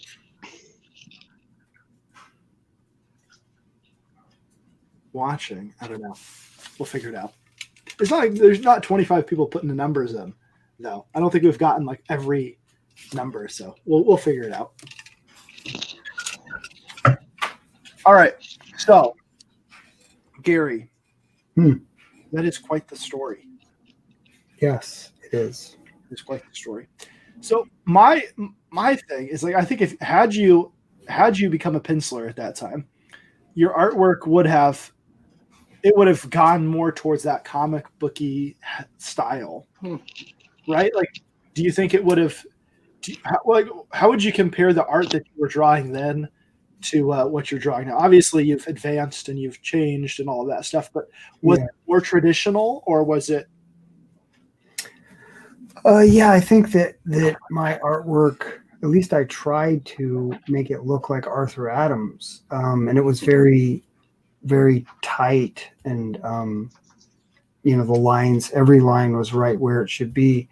And then when I gave up comics and I quit doing it, I still would draw. I love drawing, but I started developing a different style when I was selling things on eBay, and it wasn't conducive to sit and do like a comic book type page that would take me like all day or maybe 3 days to complete a piece of artwork.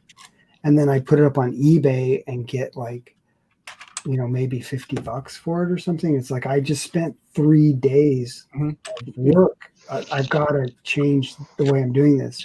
And I had a friend at CTB, McGraw-Hill, who was a comic book artist as well on his part-time. His name is Butch. And he said, "Oh, just do anything. Just like take a marker and just do it real quick and I'll put it up on eBay." This was actually how I got into eBay. I was like, no one will buy it. And he said, no, they will. And so I did a drawing real quick and I was going to throw it away.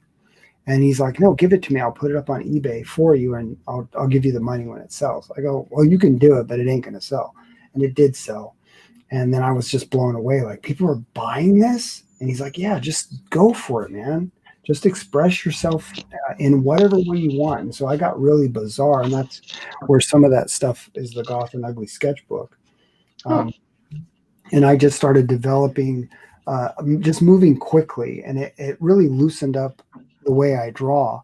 And now I'm finding myself tightening up again. And I kind of don't like it. I want to loosen up again. And it's so hard to draw loose and to have the artwork have that loose quality to it. And I have a tendency to really be rigid and stiff. So all right, that's where I developed kind of away from comics. All right, so here's what we're going to do. We're going to roll a D20 and a 6-sided die. If it lands on 6, that's 0. So it stays at 20. So if we roll a nat 20 here, and we crit on this, then we're going to roll this D6. And if it stops on a 6, that's 20. Obviously 1, 2, 3, 4, 5. So I'm going to roll this D20 here, and we'll see what the number is. It's 12. The number is 12. All right, so go back up. If you can, see if anybody. I see some 13s up there. If anybody got 12, let me know. All right, so Gary, you were at the point where you were working at these various publishers, these distributors, and then that's when you started to see the more independent comics that were coming out, like Bone. Yeah. Well, I'm sorry. What? Did you say Lady Vixen? There's no 12. No 12s. Who got 13? Absolutely degenerate. There's a couple people. Absolutely degenerate. Gets. Mhm. And I think that's it, unless I missed somebody. All right, so that means we need to flip a coin. All right, so here we have the I don't know if you can see, there's a Space Jam coin. Gets is the Looney Tunes, and absolutely degenerate, of course, is the Monstar. So this is the coin I use if I have to do a flip of the coin when I'm playing role-playing games. So again, Gets is the Looney Tunes, and the Monstar is degenerate. So here we go. It's the Monstars. Absolutely degenerate wins. Congratulations.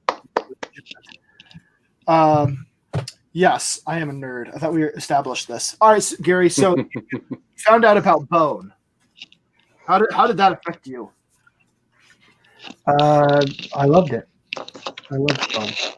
I thought it was great because I just thought it was a great book, and whether or not it was popular or not, I was like, wow, this is really good. And the friend that showed it to me, he had a comic book store, and I said, yeah, he said, you got to read this. So I read it, and I thought it was great. And I said, yeah, it's great, but so what? It's a black and white book, and no one buys it. It's not a superhero book. And he said, no, it sells really good, and it's doing really good. I go, are you kidding me? There's a bigger audience out there than just superhero related stuff. And so I had ideas for stories, but I just thought no one will ever want to read this, And once I saw Bone, it gave me the encouragement to just go for it. And so I did Packens Land. That's really cool, because I bet there's a lot of people out there that were influenced by Bone to make their own comic. And your story about that now we have a specific influence, right? Like on your work in terms of not just like artistically, but inspiring you to believe that it could be done. There could be a different style of artwork out there. Yeah. Oh, you know what? All right, so we're switching up this next time that we roll. Instead of rolling just the D6 I rolled, just a metal precision metal one here that I rolled. Instead, we're going to be rolling this one. This is a Mistborn themed one, and if it lands on the Allomancy symbol, then that will be 0.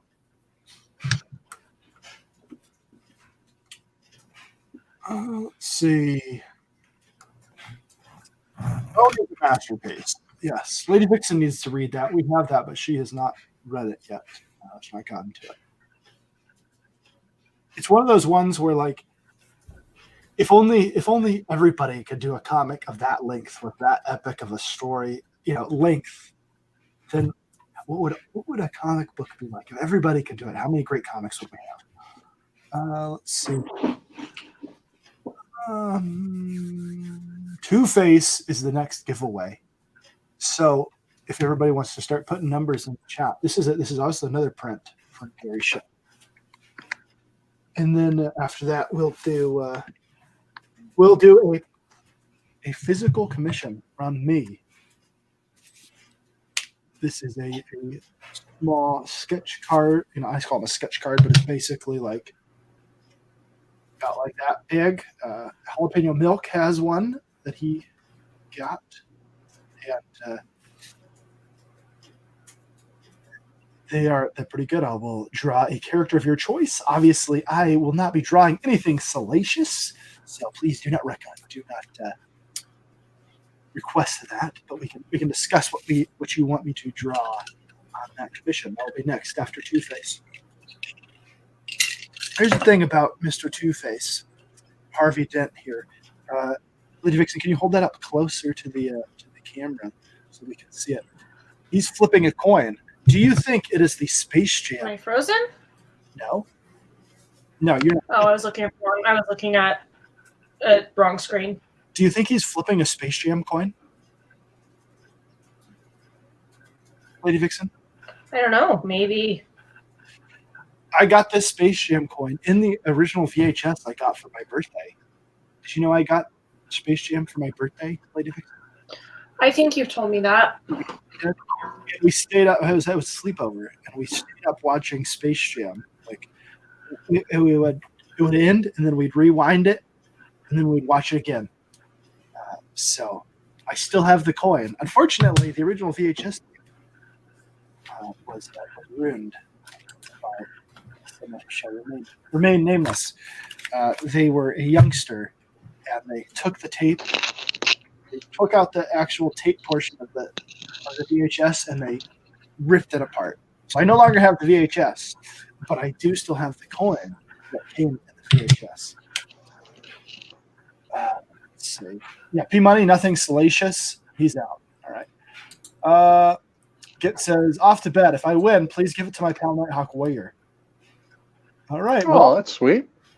we shall do that. Is Nighthawk here still? He was here earlier. Did he bail? He left at the beginning of the stream.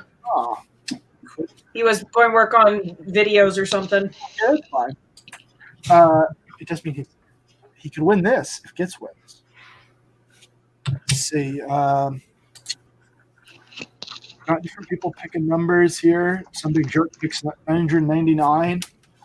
I don't think that's between 1 and 25, but I could be wrong. I'm not the smartest person in the world, so.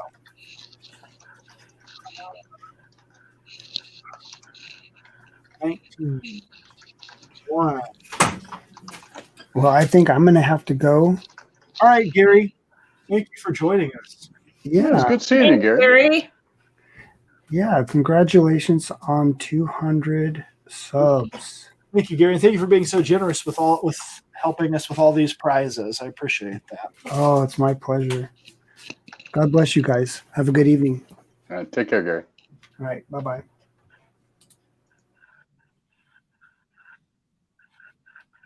All right. So now we all have big faces again because Gary's gone. If you want to adjust the. All right. So I think everybody's pretty much got their votes in.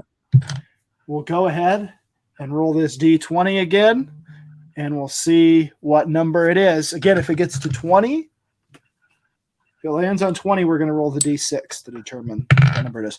And it's number 9. Did anybody pick number 9? Wait. Did Ruth pick it? Ruth picked 2 numbers, I think. Well, I think she picked something somebody else had picked, and so she changed her number. We'll go with the last one, which was 9. There you go, Ruth. Win. Let's see if anybody else picked it. Unless somebody else picked it, then it's a roll off. 18, 6, 8, 3. I don't see it. Let me know if you pick 9, but otherwise that's Ruth winning the. Yep, that's Ruth. All right, so Congrats. awesome, amazing. All right, so we have so many things to give away. We got to go through this a little faster if we're giving all of it away. Jump right into the next one. What are we giving away, Lady Vixen? What's next? All right, let's go ahead and do. Oh, Boom. These are all 3 issues of Titan. Ooh. Right. Are these signed by Gary Shipman as well? Yep. Holy cow. Guys, I can't recommend Gary stuff enough. Obviously, I shill it all the time. I'm always tweeting out his word, everything. It's because I think it's absolutely amazing. And I was looking through these, and I almost, even though I have the deluxe edition, right? I have it in big format, right? I was looking at this, and there was something about the paper that it was printed on and everything where I was like, I almost set him aside. I legitimately did. But we're going to give them away because we're generous like that. So throw out your numbers, guys. I think a lot of you probably already have it. But what's up? Win it again, man.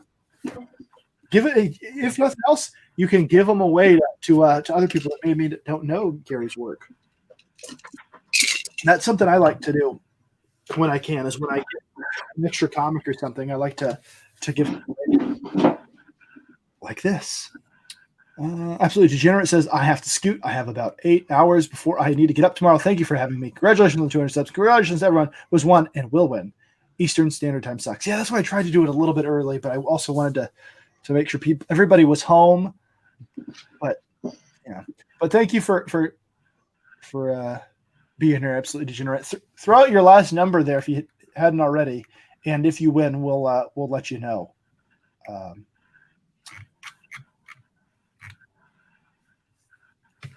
So, Eric, what makes G.I. Joe so important to you that you decided to get the tattoo? Well, it was wow. When they first came back out, the little 3 3/4 figures.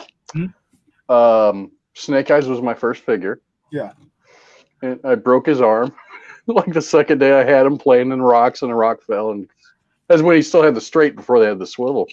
And then when I started getting the comic, which my first comic was G.I. Joe 11 actually, and I kept getting that until the run ended with Marvel. I tried getting the other runs with IDW and whoever else was doing it, and I just didn't care for him as much. Then I found out Brian Shear is the one that inked the death of Snake Eyes, and it really hurt my feelings. But Snake Eyes story in the comics is a lot more detailed than the cartoon. I mean, he was barely in the cartoon really, but he always had a great story arc every time it featured him in the comic books, and I really loved those. So I thought the tattoo was cool that him and Storm Shadow had, and I always had a rule: I wouldn't have any tattoos that could show while I'm at work or something. All my other tattoos are hidden on my back, upper shoulder, or something like that. And when I turned 40, I said, "Oh, I don't care anymore. I'm 40 years old. I'm going to get a tattoo on my forearm." That's funny, man.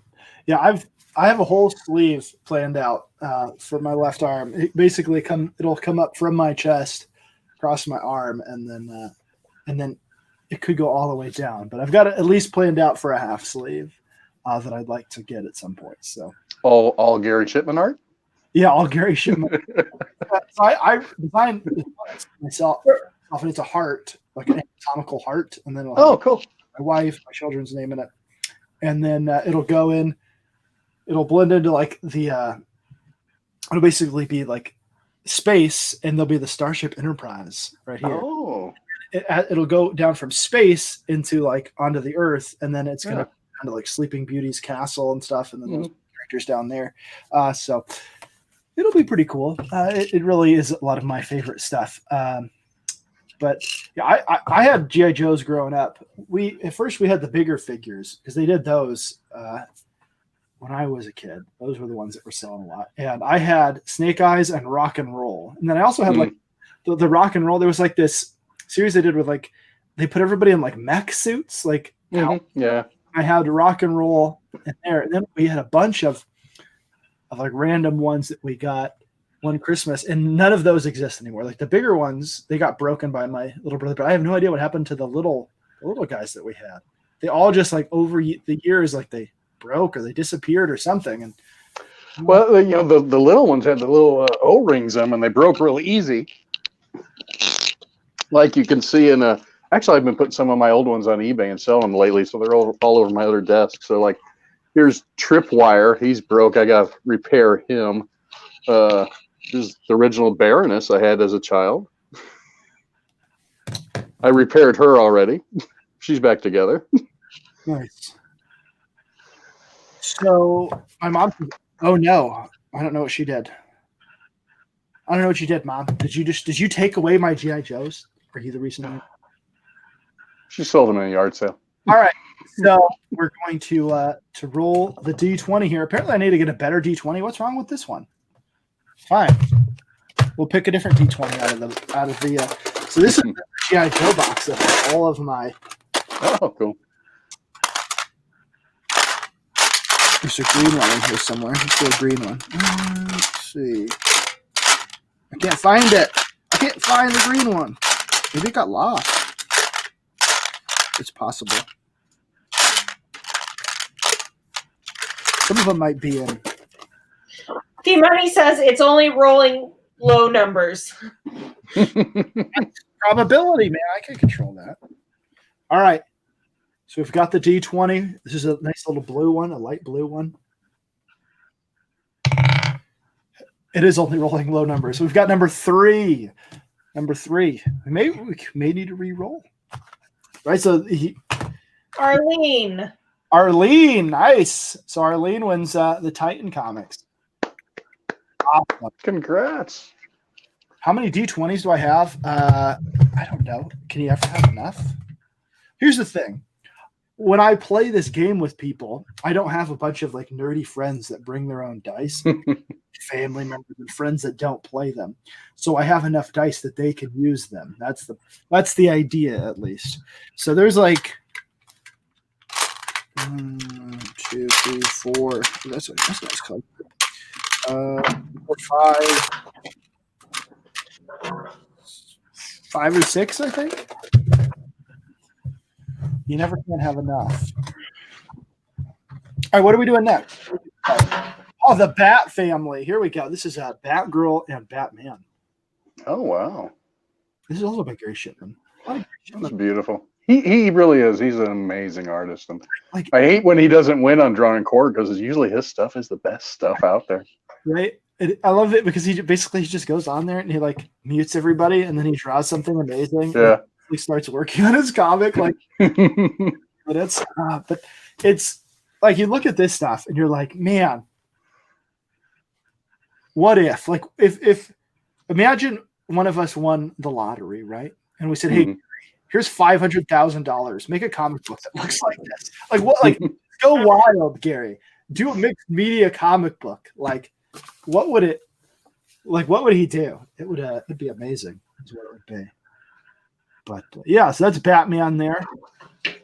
And Oh, that does remind me. He did win I this have a week. really hard time figuring out this camera because it's like mirroring it or something. okay. So he did win this week? Yeah, I won the print, so I got to send him my address. I haven't done it yet. I didn't. We were sick this week, so like that's why I streamed on Monday and I said I'm going to stream every day to tell everybody about the giveaways on Friday. And by the way, guys, you need to stick around to the end because these are prints from Gary, but we're going to be giving away an original piece of artwork from Gary at the end of the show. So make sure you try to stick around. But I was like, I'm going to stream every day and remind people that I'm going to be streaming on Friday. We're going to be doing the giveaway show.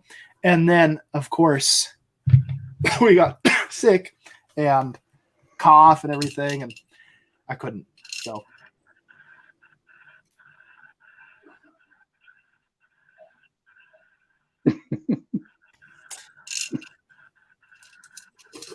Let's see. General Grudge says, if I could draw magically like any other artist, I might very well pick Gary. Yeah, I mean, Gary's one of those people where he couldn't draw enough comic books for me. Like some people you kind of get like over the years, I used to really like Jim Lee, and I still like Jim Lee, but I don't go out of my way to get Jim Lee's books anymore. You know what I'm saying, Eric? Like, is there something? Yeah, you? I will pick up. If I'm in a comic shop, I will occasionally pick up one of his covers he's done. Just because if I really like it, I'll just pick it up for the cover because I like his art. I've always liked his art. I met him once and it was really cool. But yeah, I just my style of what I've liked has changed over the years so much that I like a different looking style, not the traditional style anymore. Yeah, same for me. So like some of those guys that I like, especially growing up in that '90s era, like Jim Lee defined it. Like there, like tried to be, not many people tried to be McFarlane because he is so cartoony. Like like that. You couldn't really ape his style. You could do the flowing capes and the like tropes, but the way he drew faces and stuff like that, you couldn't really copy that. Maybe poses and things, but with Jim Lee, like that scratchy Scott Williams inking and that style, like that defined it. And so it kind of became oversaturated, I think. And to me, that seems like the '90s. So like then I started to read other comics. Like I was really in love with Alex Ross stuff because it was different, Yeah. And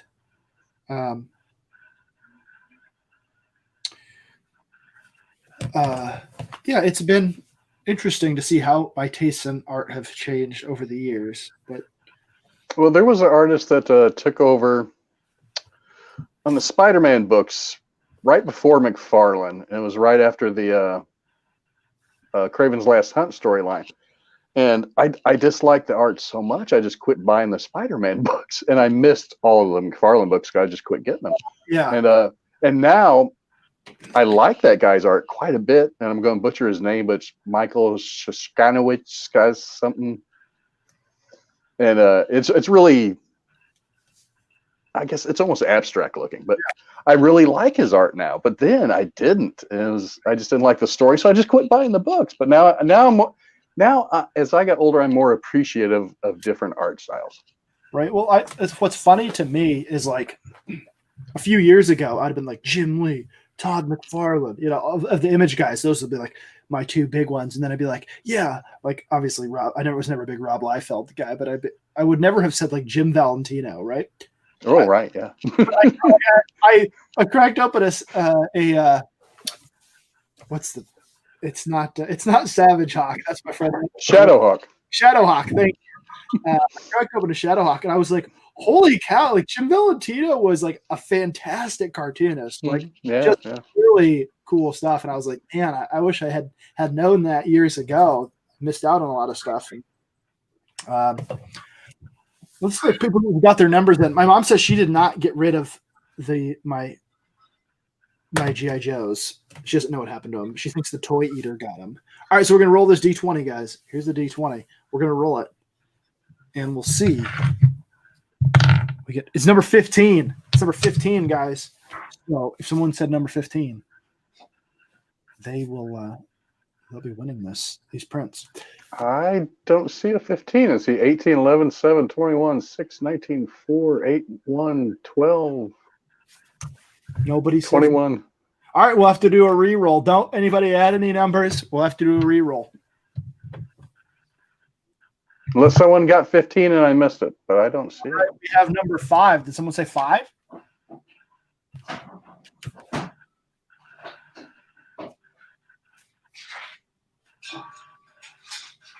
it. I don't think so.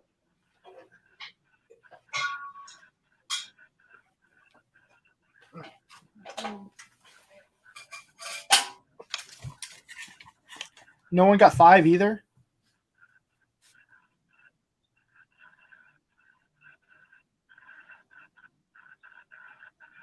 So no one said 5? I don't see a 5. All right. Nobody had any numbers. Unless you had. I don't think Reese was watching or sure. I don't think they put their numbers out. So we're doing it. We're doing nobody. If you already put a number out, don't put another one out. And it's 7. So Sharon and Matthew D. Reese both said 7. And did anybody else say 7? Yeah, someone else said 7. Oh, come on, guys. That was me. All right. I here for the number 7.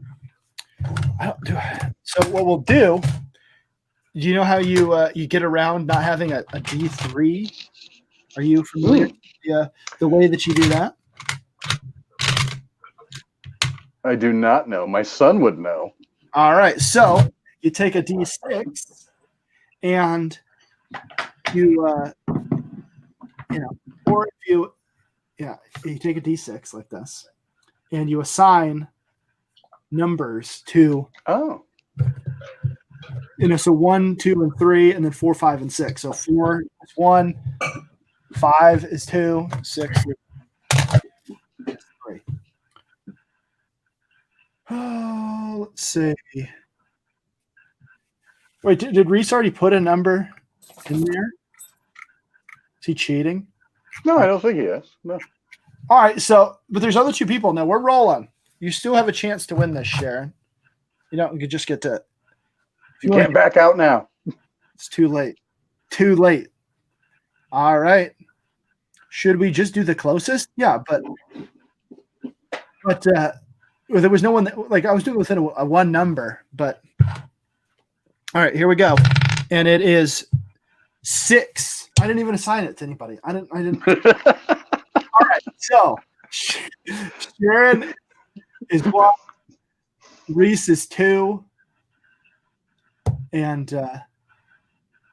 you were the third one, aren't you? You're 3. Yeah. All right.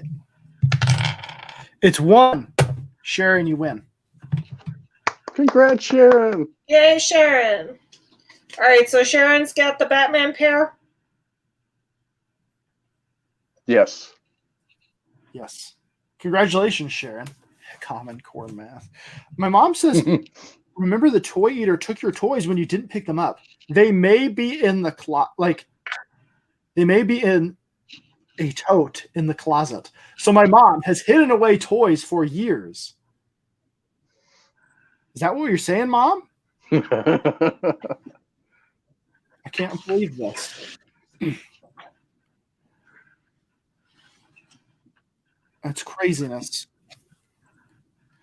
All right, let's see. Am I able to? All right, we're doing. So this was. I'm being generous here. I said if we got to 225 by the time the show happened, we would be giving away a graphic novel. But I'm giving it away anyways because that's what I'm doing. Oh, cool. We're giving away this.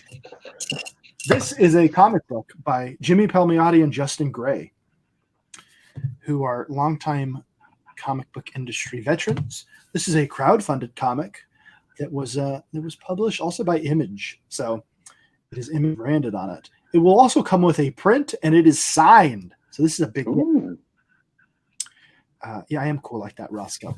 I said 225. If we got to 225 by the time the giveaway stream happened, and then we just sort of stalled out at 206. Since I was like, well, actually we were at 208, and then we lost 2. And then I was like, all right, well, 215. We didn't get there, and I was like, we'll just throw it in there. Let's see what my mom says here. She's saying she didn't hide them. They're just there. But they were hidden. I didn't know about them. I think all of them are gone, though. I think all those G.I. Joes are gone, unless she knows better than me. I was going to try to do a second camera on here, but you can't really do a second camera on this stupid StreamYard. I don't know if you can or not. I don't use it that often at all. So I could switch the camera like that. Then I put it on the D20 and I roll it, and then that way everybody sees what I roll, and it heightens the drama. So that's what we'll do. All right, so Eric, we've kind of hit a lull here. We're at 24 people. We've got Reese. Is he unsub twice? Go away, Reese. No one wants to. No, we've got a lot of people in here. What should we talk about now? Let's keep this going. Here's something. Hey, what's your favorite Star Trek series? TNG by far. I grew up watching The Next Generation almost every weekday. On at that period in time, there in the early mid 90s, late 90s, it was almost always on in syndication. So it was first run syndication show. And okay. It was so popular that people put it on every single day, at least in my market. Here it came on really late at night. I mean, like so early in the morning almost. Yeah, it came on at basically 6 p.m. here, right before the time started. Yeah, we had to set the VCR to even watch it here because it came on so late. That's so terrible. Well, for us, like here, at least when I remember it, Deep Space Nine was sort of like that. It was on at least when it was coming out new, it was on like Saturday at like some random time, and then like it was moved around. I never knew when it would be, and then it was like, then later when it was not new episodes, they were rerunning stuff. It was like it would be random times, and so like I didn't really watch as much Deep Space Nine because of that. At least when it was new, I've seen them all now. But, yeah, what's your favorite? Yeah, I'm more a Star Wars guy, but I've always liked Deep Space Nine. Yeah, Deep Space Nine is good. It's one of those things where like all of the shows have their values, except for I haven't seen any of the new stuff, and I don't have any intention to. But even like Enterprise and Voyager, they have their value. And so I never like when someone says this is my favorite, and it's not mine. I'm like, hey man, more power to you. Yeah, I watched a couple episodes of Enterprise just because I like Scott Bakula. Yeah. the first couple seasons are a little rough sometimes, but then it starts to get going towards the later. And I think they did a pretty good job. I don't really like prequels too often. Most time people do them wrong, but that one actually worked out. All right, so it looks like people have got their numbers in. A few more seconds here, guys. Put your numbers in if you haven't yet, and we'll see if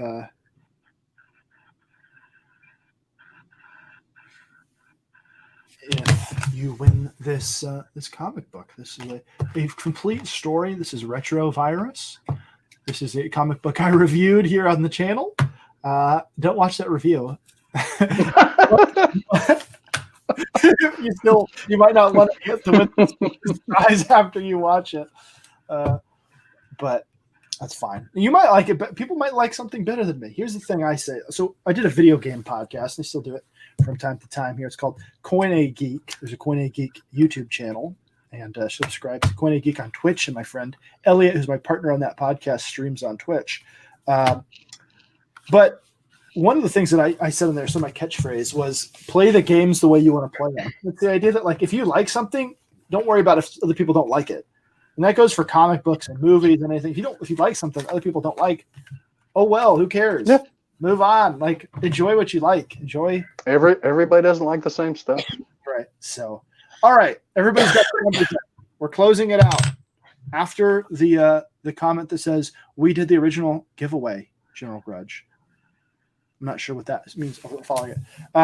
When will the puppet be here? That's a good question. When will the puppet be here? I'd have to go try to invite him. I don't know where he's at. He's missing. He's not really missing, but I'd have to dig him out of the closet. All right. We're rolling the D20. Here I have moved the stuff on my desk so that we have a nice clean area. And then we're going to be switching the camera here. All right, so there's the D20 right there, and it's all blurry. There we go. And then I messed it up. All right.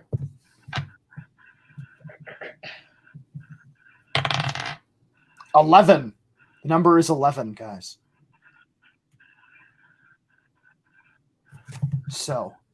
Updog did 12. Updog did 12. All right, so far Updog is winning, unless somebody else did 12, and then we have to do a roll off. Look at that. See, you can see through the table. That looks like that's the closest. All right. Congratulations, Updog. You win. You win. Congratulations. Wow. Amazing. Well, all right. So you were more of a Star Wars guy. Is that because that came out when you were a kid and you just got real It was the very first movie I can remember seeing in the theaters. It might have been the very first movie I got to see in the theaters. I remember my grandparents going, my parents going, and my uncle and his girlfriend at the time, us all going. That's pretty special, man. Then we started getting the figures and the toys, and yeah. No, Star Wars was still huge even before. Like, I remember the period before the prequels happened in the late 90s, and like Star Wars was still huge. George Lucas did a good job of like keeping that franchise alive for a decade, because there were other things that were popular and they don't necessarily have the lasting power. No, you could say whatever you want about him. I mean, he's messed up the movies, but I mean, it's still out there. I mean, after all these years, people still are fans, and yeah. I think like the extended universe and the like he was always doing something for the real rabid fans, but he was also like, you know, they would reintroduce some toys or they'd put out something new, and like they were keeping kids interested. Even like the Caravan of Courage and these Ewok things and like all of those stuff, like it helped to get kids excited, because kids don't need. I mean, it's awesome if the kids show is good and adults like to watch it, but it doesn't really need to be. Yeah. All right, this is another Gary Shipman piece. Wow, so many Gary Shipman pieces here. Is that the Hulk?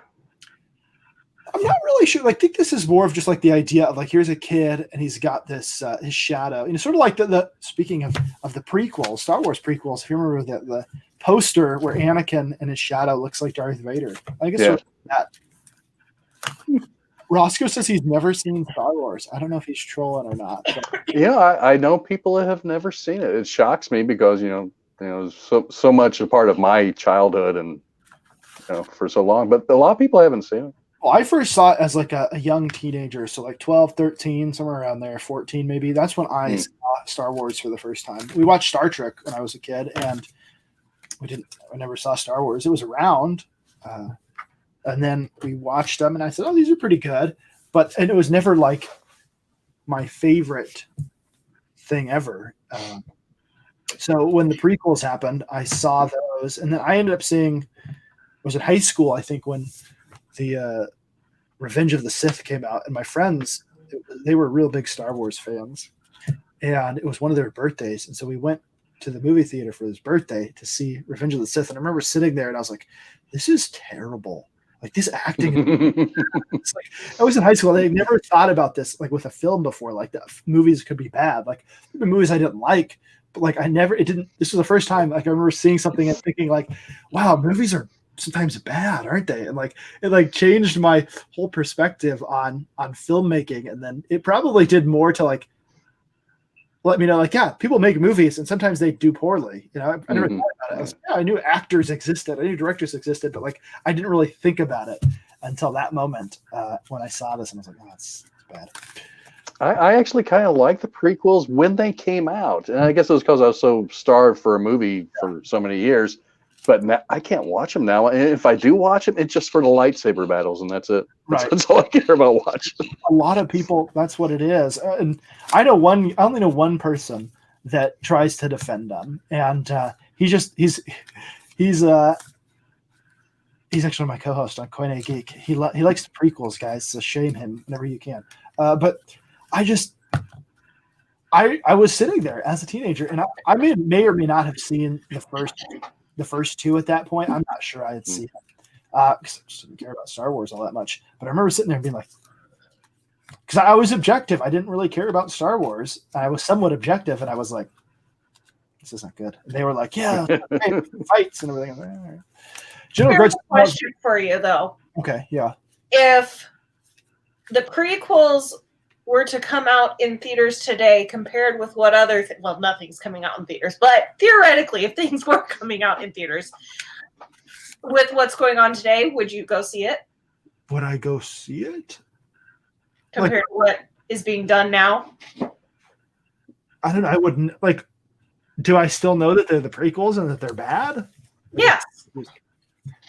No, I wouldn't waste my time. I'm probably not going to go see it. Like we saw we saw Force Awakens and Last Jedi in the theater, and we didn't see the third one in the theater. So I saw all those sequels in the theaters, but I did not go see Solo, and I did not go see Rogue One in the theaters. Yeah, I saw Rogue One. I still haven't seen Solo, and I don't care. Solo, it really isn't horrible.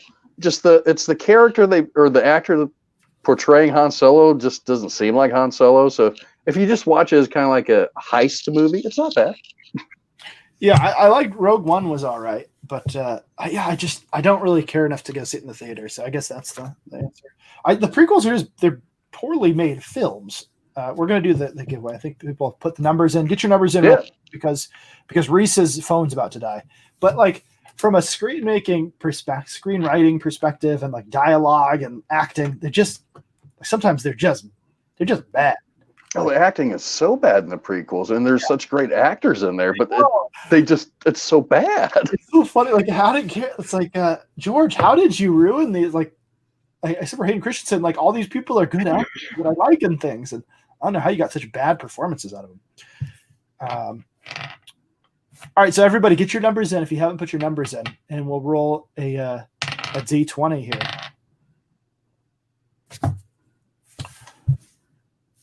And then we'll give away this print. So Star Wars, yeah. Did you ever read any of the Star Wars comic books, or?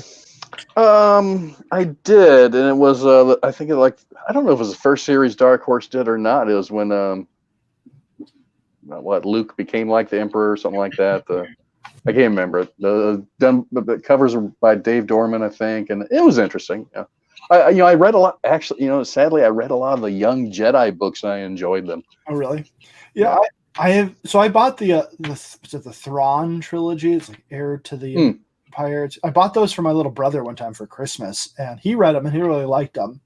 But I have not really read any of the extended universe. He was more of a Star Wars guy, so he grew up with the prequels coming out, and he watched them, and so he's of that era that they like them, and that's fine. Like I'm okay with the kids that grew up.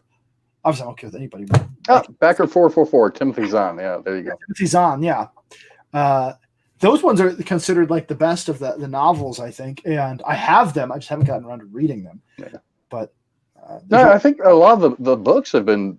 I think everybody's really liked the books that were fans. I just didn't read a lot of them, but I think it's because George didn't write them. Right. Yeah. Well, exactly. He got.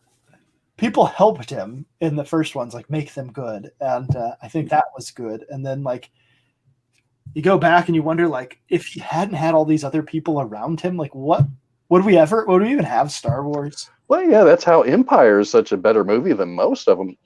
For me and a lot of people, is because he didn't direct it, and I don't think he even wrote it. Actually, I mean, there was an outline, but someone else wrote it. Right. Well, yeah, it's the. I can't remember his name. Yeah, somebody else did the final screenplay there. All right, so let's go ahead and turn on the D20 camera. There's the D20. And we're going to roll it here. Number 12.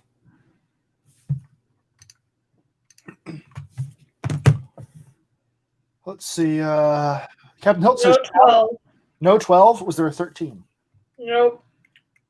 Was there an 11? Nope. I'm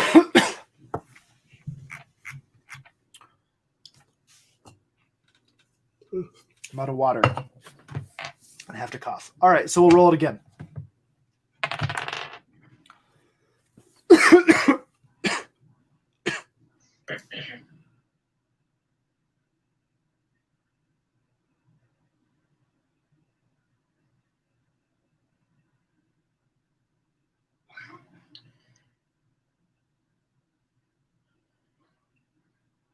No 20, but we have a 19 and a 21.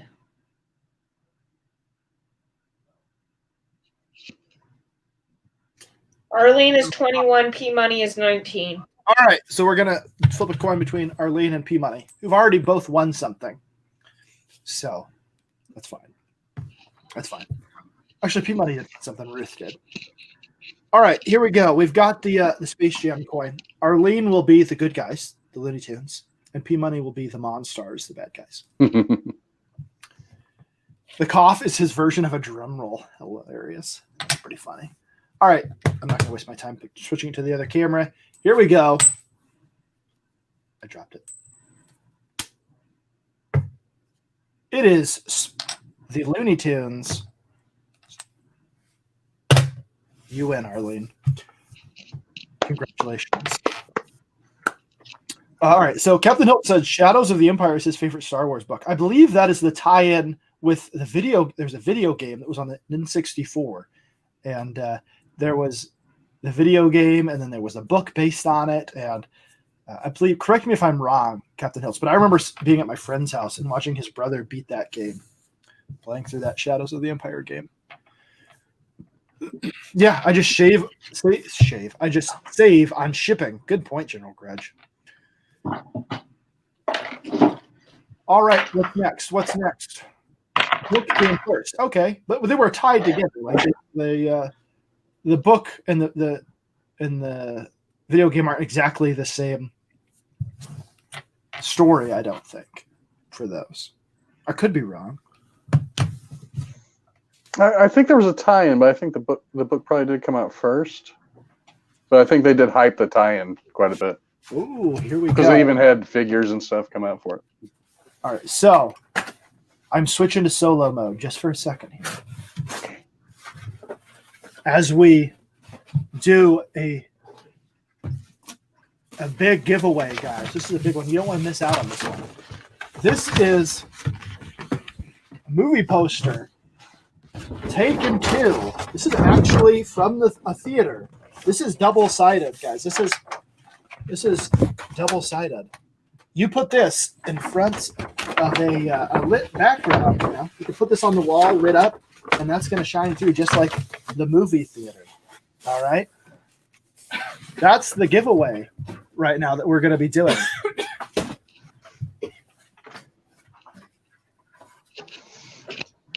That's pretty cool. Yeah. So it's got two sides. That's right. It's double-sided. Back, one side is actually backwards, but it's pretty cool. And that's what you could win right now on this amazing giveaway show. I believe Sharon has picked 11. Sharon, if you picked 11, I can be it. Let's see. Get your votes in, guys. Don't miss out on these amazing giveaways here. Let's see. My mom is a little confused. She says her favorite show is Deep Space Nine, but she likes Data. But so you don't like the characters on Deep Space Nine, Mom?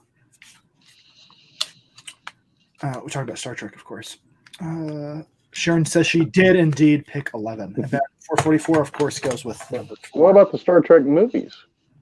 So my favorite Star Trek movie is number 4, which is The Voyage Home, which is the one where they go get the whales. 4. Oh, I do like the whales one. Yeah.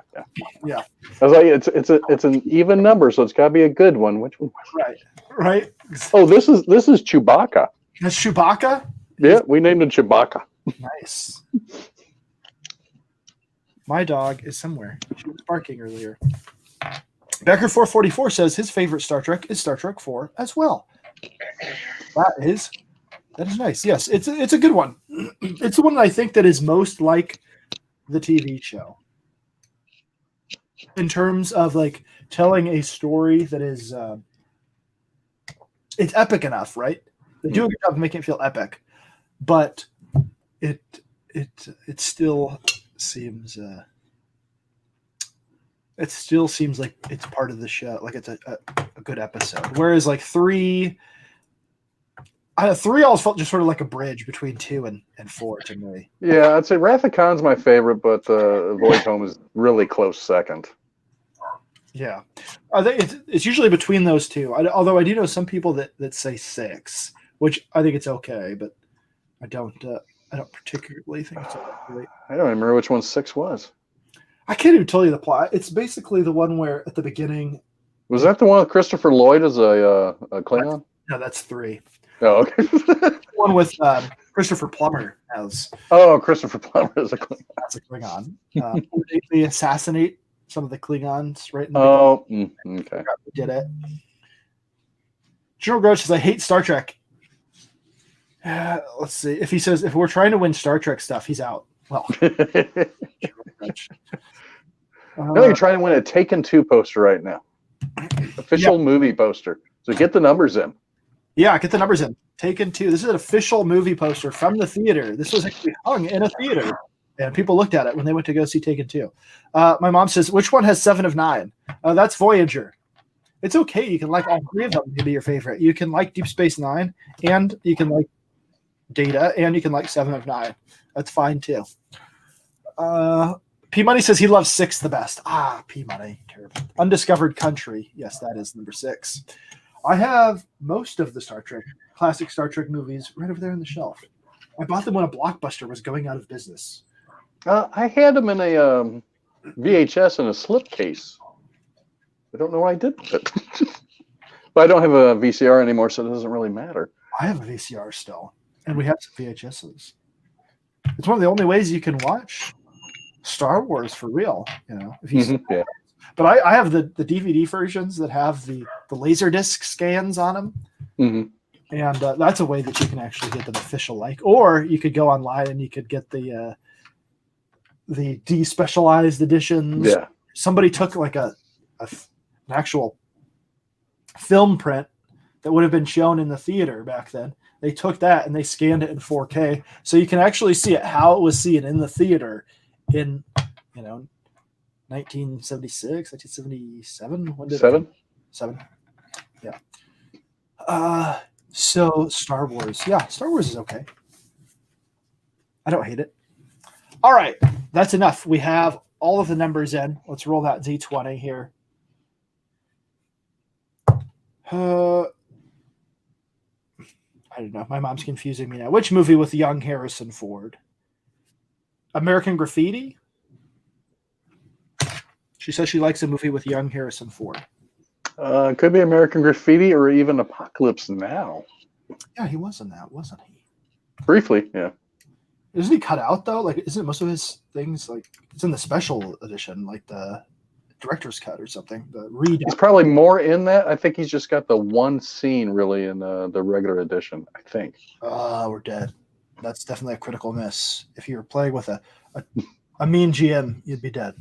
Did anybody pick number 1 or 2? I don't know. I don't think so.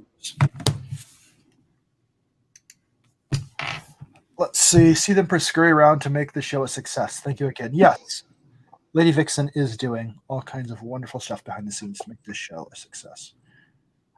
Yes, Harrison Ford was in the original Star Wars. So she could be talking about Star Wars, that she likes Star Wars. Which, yes, those are the best ones. American Graffiti. Do you like that movie, Eric? I've only seen it once. It was so long ago, I don't remember much about it. Yeah, I like it. I've seen it a couple of times. I think, don't tell anybody. Don't tell anybody this, Eric, or I'll get my nerd card revoked. But I think I like American Graffiti better than Star Wars. Don't let anybody, Yeah, that would take your nerd card. Yeah, so don't let anybody know that outside of you and me, or else I'll definitely get canceled. All right, so we have supposedly 18 people watching, but I don't think we've got that many. Let's see. Who put, what do we say, 1? Where are the numbers? Yeah, you had the 1. The closest to that would be a 4, I think. Roll again. We're rolling it again. This time it's an 8. Ruth picked 8. There we go. Ruth wins another. She says the Star Wars one where he calls Chewbacca a rug. That's her favorite one. A carpet, maybe?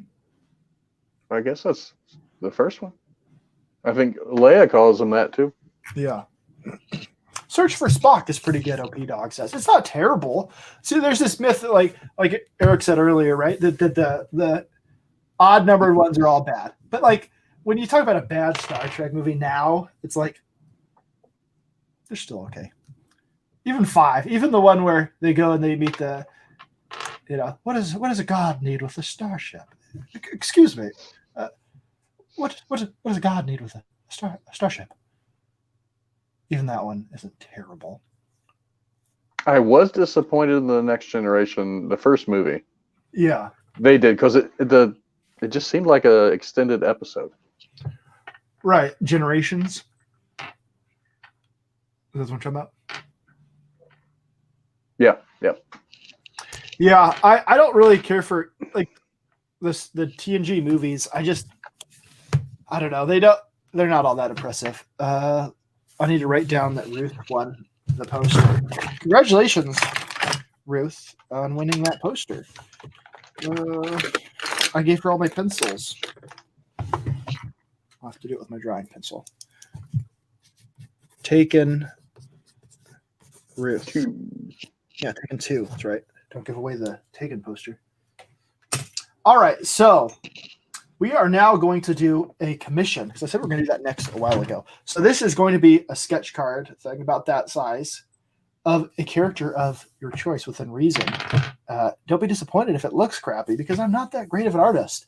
But this is your chance to win an original piece of art before we get to the Gary Shipman piece of art. So anybody is eligible to the dice are broke, Sharon says. Yeah, well, I mean, we could go back to the random number generator, but either way, you're getting probably. Yes. Right. Anyways, we're throwing out numbers. We've got a 6, we've got a 4, we've got a 17. Let's see. My mom says search for Spock was awesome. Yeah, and she wants to thank Lady Vixen for being a good Vanna White. Is that a reference people still get today? Like, she's still on the show, isn't she? I think so. Yeah, I think they're both still on the show. It's kind of crazy that, like, to think about. They're doing that show for forever. 30 years? It's got to be over 30 years. Yeah, closer to 40 probably because it's in the 80s, right? Yeah. That's crazy. Plastic surgery does wonders, I guess. And when she's kind of far away from the screen most of the time, so you can't see how old she is. Not that that's a big deal, but True. Very true. it's kind of funny to think about that neither of them really got replaced. They sort of became the show in a way. Like Who would watch it if they weren't on there? I don't think you could replace them. I don't think so. I've tried to watch The Price is Right without Bob Barker. I can't do it. And I love Drew Carey. Right? Yeah, I've seen it a couple of times, but it's not they're not the same for sure. Yeah. Let's see what else. If Jeopardy, like Trebek has been dealing with the cancer for a few years, and I don't think he's succumbed yet. But if he does, man, that'll be weird. Because I watch a ton of Jeopardy, and to see somebody else hosting that, I just don't think it would be the same because he has authority. He seems like he has authority. Well, if it was Will Ferrell doing Trebek, I could watch it. You watch it. Yeah, I think other people would he has a wry sense of humor. He's really I just don't think you couldn't replace him. I don't know. I'm sure they will though because it's such a. Hey, if you would like, you could. I'll do a commission if someone wants it. Boom! There you go.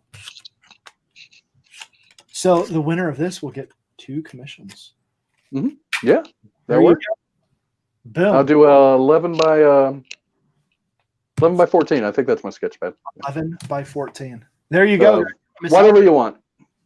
There you go. 2 commissions for the price of 1. That's pretty impressive, guys.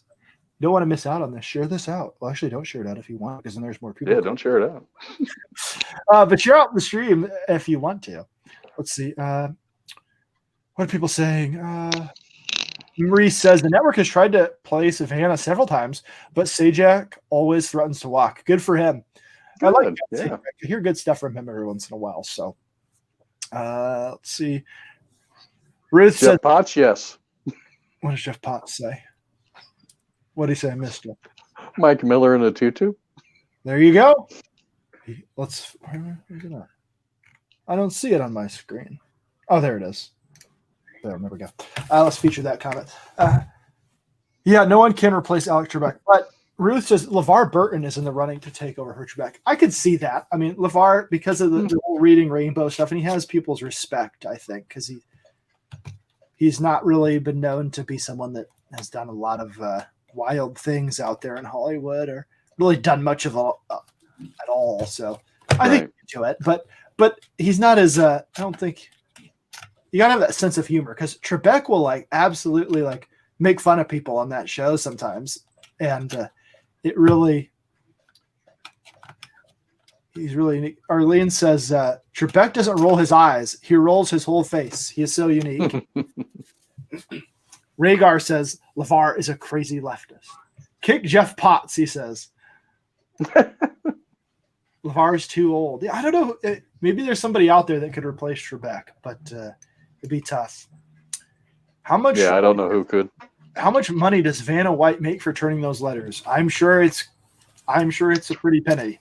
Ridiculous, I'm sure.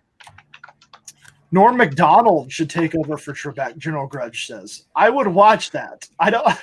I think it would be. Oh, that'd be good too. I would watch that. I'll watch that. Vanna makes $4 million per year. $4 million for turning those letters. Good for her. And how long has she been doing it? 40 years? Since 1982. There you go. 1982. Wow. I remember I had the Wheel of Fortune video, a computer game. And the computer is the IBM or PC, I know I've played it on DOS, but Nintendo or PlayStation 2. Yeah, I remember it's been on everything. They always do a Wheel of Fortune video game, but I played it on DOS. Essentially, it was the DOS version. But they had it on PC, they had it for Mac, and it was everywhere.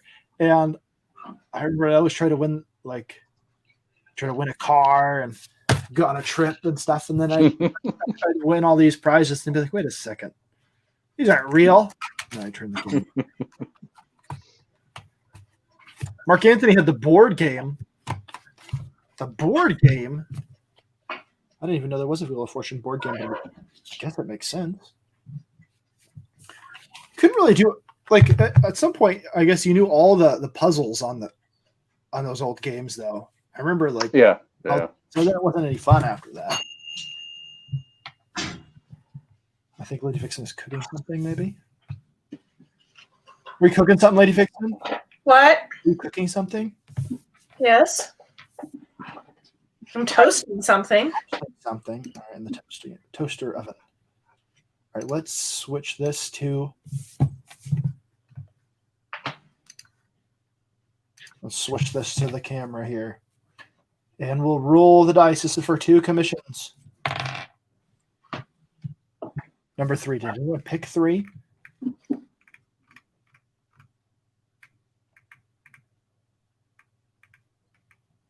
Looks like Backer 444 said number 4.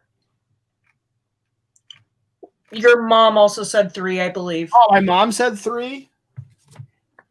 She did. She did say 3. Wow. Sorry, Backer 444. My mom wins the commissions. That's pretty cool. We may do some more. Let's see. Why don't we offer this again? This is going to be inked by me. This is going to be hand inked by me and then colored by Lady Vixen. These are essentially prints of pencils that I made, and then I inked over them, and they will be signed by Lady Vixen and myself. Original artwork. Amazing. So what? I missed it. What did your mom get? Commissions from Eric and me. Okay. So that's cool. Let's see. Rhaegar says, I knew Vanna White was hot even before I hit puberty. That is a classy woman.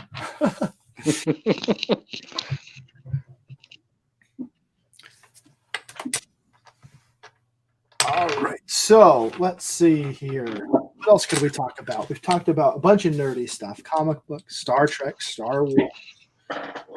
We don't only have to talk about nerdy stuff. We could talk about serious things like politics and how the world Yeah. Politics are overrated. This is the Blacklist Universe channel. What am I talking about?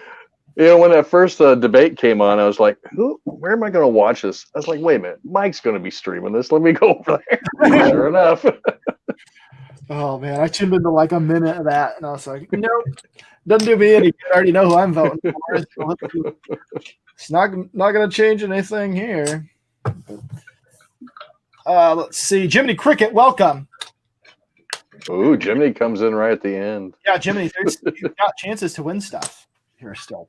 Let's see. P Money, if I don't win Lady Vixen, how much for an autograph of you and Fly Fox Pro together? Well, haven't you won stuff already, P Money?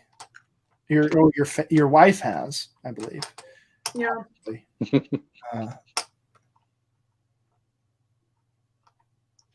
Yeah, we're not going to be talking about politics. Don't worry. Politics equals Twitter. Yeah, I don't go on Twitter very often. I hate Twitter, man. I want to delete it again, but there's people on there that I need to talk to. You didn't win anything yet, Jiminy, but you can win this original artwork. This is going to be. This will not be how the comic book eventually looks. Okay, but this is an idea of what a comic book that I will be putting out will look like, and it's going to have original inks on there and colors by Lady Vixen. So throw those numbers in there if you haven't already. Yeah, P Money, you could still win stuff. P Money, you have his autograph. Don't you? Yeah, he does. That's it again. I can't delete Twitter because General Grudge is on there. That's true. That's absolutely true. All right, so we've done a lot of giveaways here today, and I think there's still so much to give away. We've been doing it for 3 hours here. What do you think about that, Lady Vixen? We have one more comic book. Yes, we do. Let's give that away. Make sure we give that away, and some more prints, and then we'll do another commission, and then we'll do the final. No, I'm not. Sorry, I went to grab one of my portfolios. That's fine. fine. No one's in trouble. You can really see my gray hair when I lean in there. Isn't that like? Ooh. Hey, I've told you about the Ghostly Tales of Spencer Spook comic book I did, right? It's really cartoony. You have mentioned that. Would you like to see how bad the art is in it? Yeah, I'd love to. I'd love that. I drew it traditionally.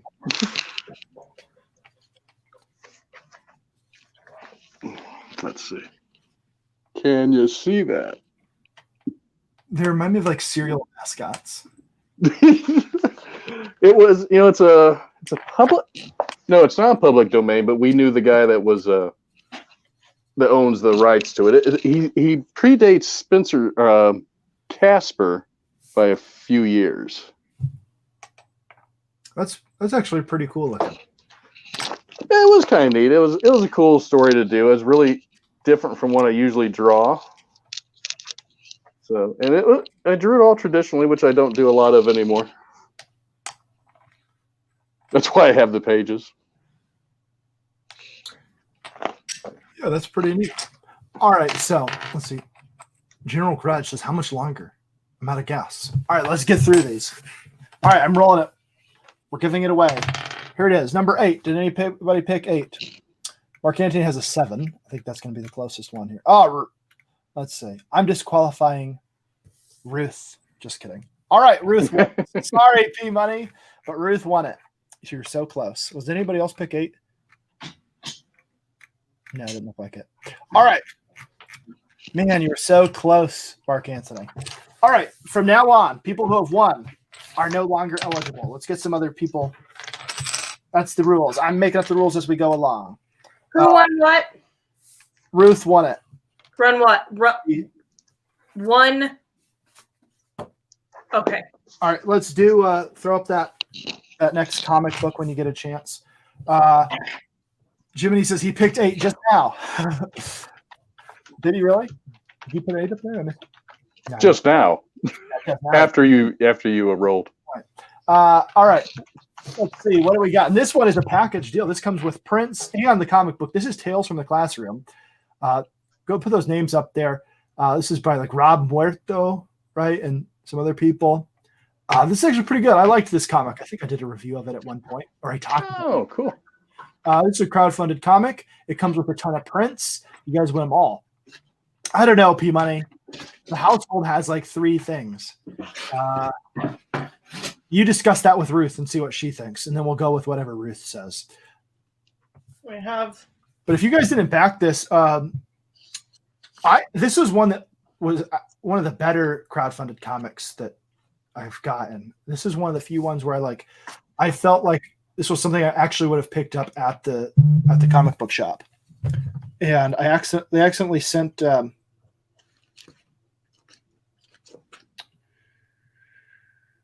Let's see. Yeah, I believe they were on the Drawing Quarter fan edition with us, and we drew the characters. Yeah. It seemed like a really interesting book.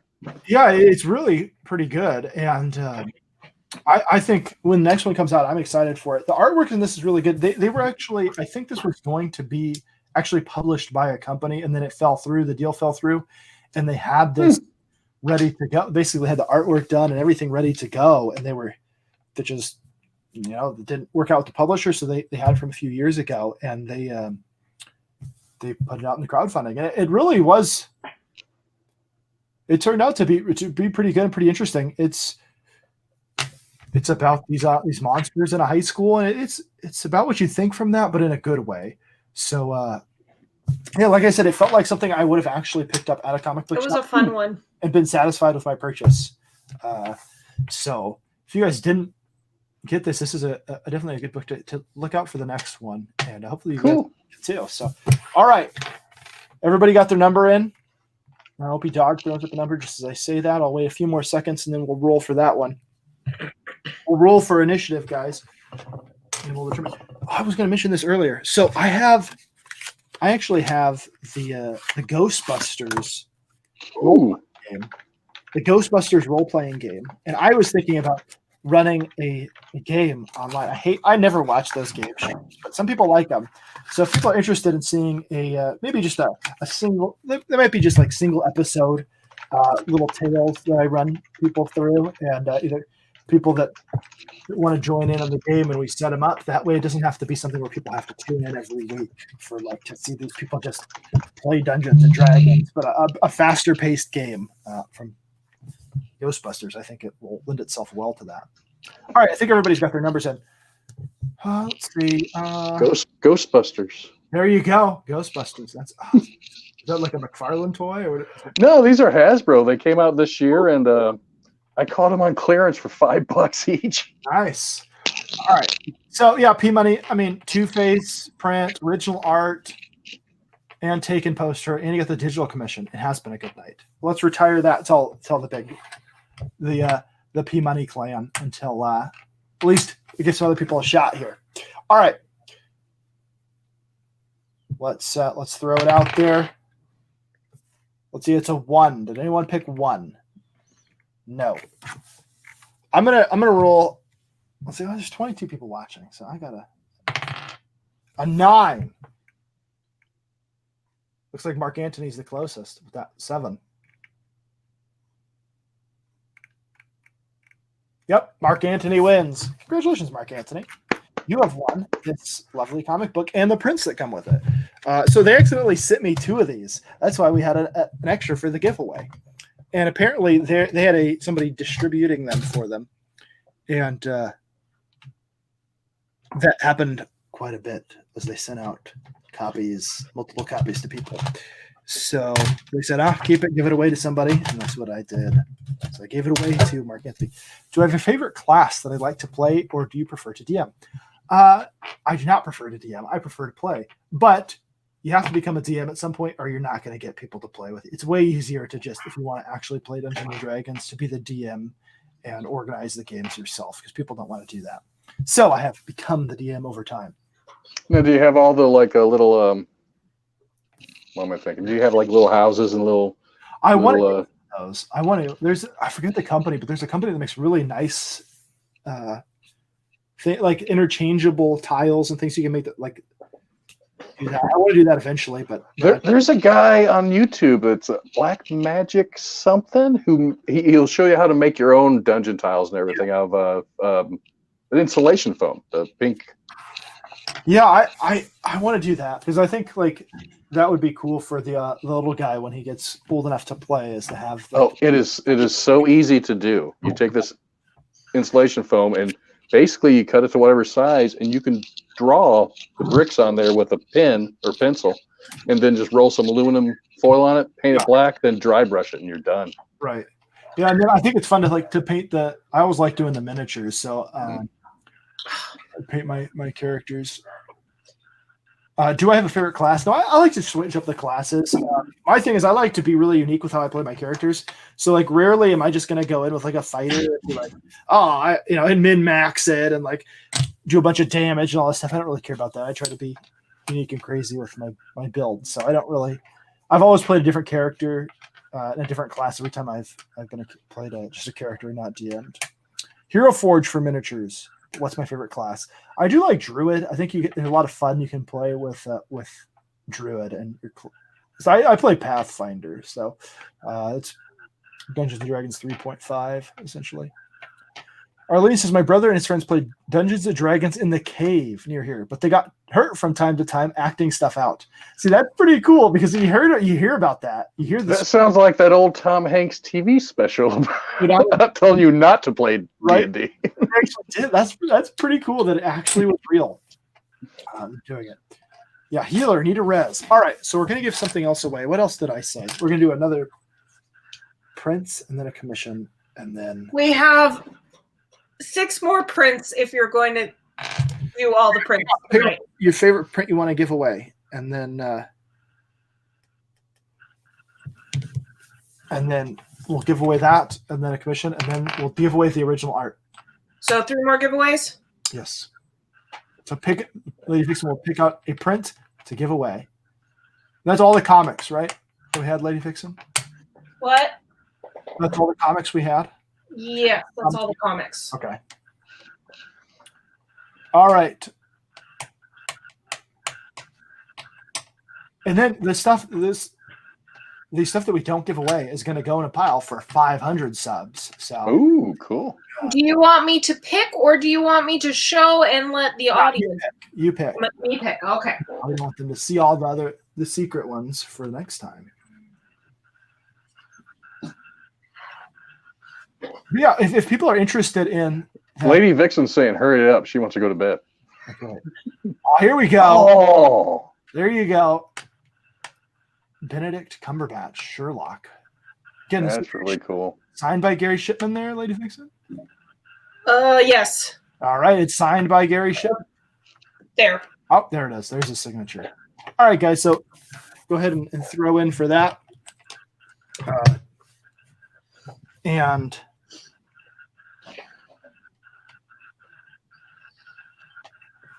yes. All right, so put in your numbers, and as soon as people put in the numbers, we will start. Have you ever watched that show, Eric? That Sherlock show? I have never watched it. No, It is. It's okay. it's okay. I like it. It's one of those ones where, like, I kind of. It makes me want to. It makes me sort of wish that they would do a Sherlock Holmes series, like, set in the time that he was originally set. Mhm. These updated versions, and they're good. But there's like an episode where it is set back then, and he plays Sherlock Holmes, and it that one's like one of my favorite episodes because it's like in that period of time. It's like I like period dramas, so but it is good. Hey, I don't even know what station it comes on. I think we watched it on Amazon Prime or Netflix or something. Okay. It was original. Well, I don't know originally. I know PBS aired it at one point. Oh, okay. BBC, so like it was on PBS, and they showed him. All right, so people have thrown out their numbers. We've got a 7, we've got a 16, we've got an 11, we've got a 17, we've got a 13, we've got a 21, we've got a 4. Organization 13, Mark Antony says. All right, we'll see what happens here. That's everybody. Roll them.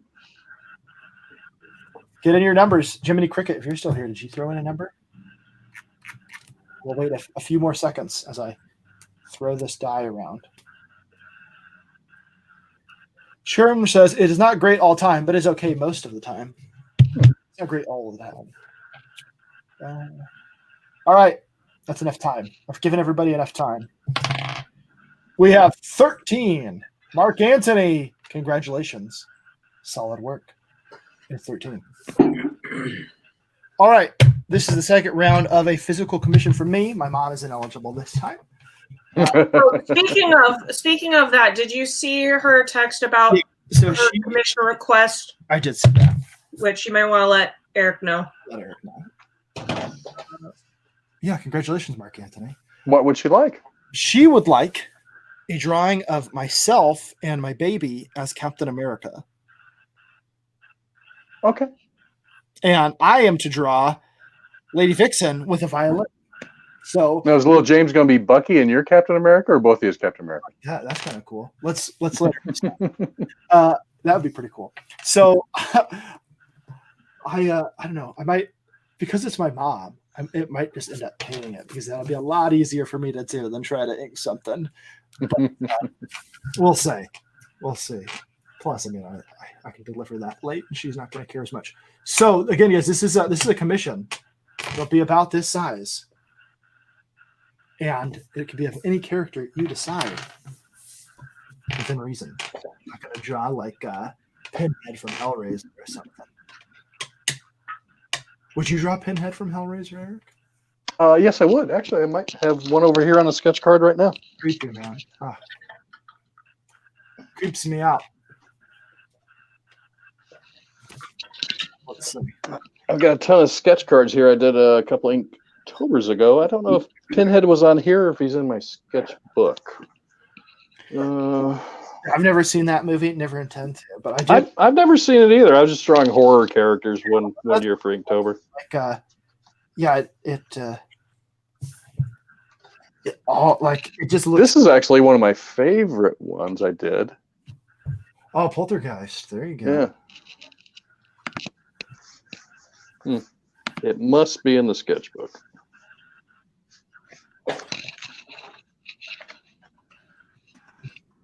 Wait, what happened? Well, I think it's in my sketchbook. There we go. Let me look through here. I've got stuff everywhere in my office. apparently I said your name, Lady Vixen. I said your name on the stream before. And is it like like the baby? We say his name all the time. And Sharon says his name all the time on her show and in the chat. And she says my name all the time. So She does say your name all the time, and I get confused every time she does. I'm like, who's that? ooh, you got a name? Yeah, his name's Fly Fox. What are you talking about? Everybody thinks the Fly Fox Pro, that the Pro stands for professional, but it's Yeah. productions. And it makes sense. Well, I've drawn a pinhead. I don't know where it's at. You lost him. Oh, that's creepy, man. He became real and he's walking around now. There you go. I do have that one in my sketchbook. Oh, there you go. Nosferatu. Yeah. All right. Did people actually? Nobody cares about my print. Did people put out numbers? Nobody cares about a commission from me. Okay, we'll move on. Oh wow. I don't know. Did I say the full name or her shortened version of her name? Yeah, P Money. I thought about that earlier, and I was like, wait a second. All right, people finally putting out numbers there. Sharon has a 1. Becker 444 puts out a 4, and other people 1 Googleplex. Yeah, between 1 and 20, guys. Marking today. Jeez. Oh, hey Nigel. Hey Nigel. If you throw in a number, you could get a free commission. Nobody cares. It's all right. Nobody cares about this gift. This giveaway. These are unpopular giveaways. This one's been given away. That's not. Put that off screen. That's fine. I understand that. I just wanted to throw in some random stuff so that there was more stuff given away. It's fine. It's fine. I'm going to do it really nice. I actually have sold pieces of artwork, Eric. As you know, Oh, nice. for advice, remember? I said, hey, how much should I charge for this? Did you get that? I did. Awesome. That's cool. So, yeah, it was pretty neat. And then I also did a commission for the person. So. Yes, Arlene, 1 through 25. Wait, yeah. Yeah, 1 through 25.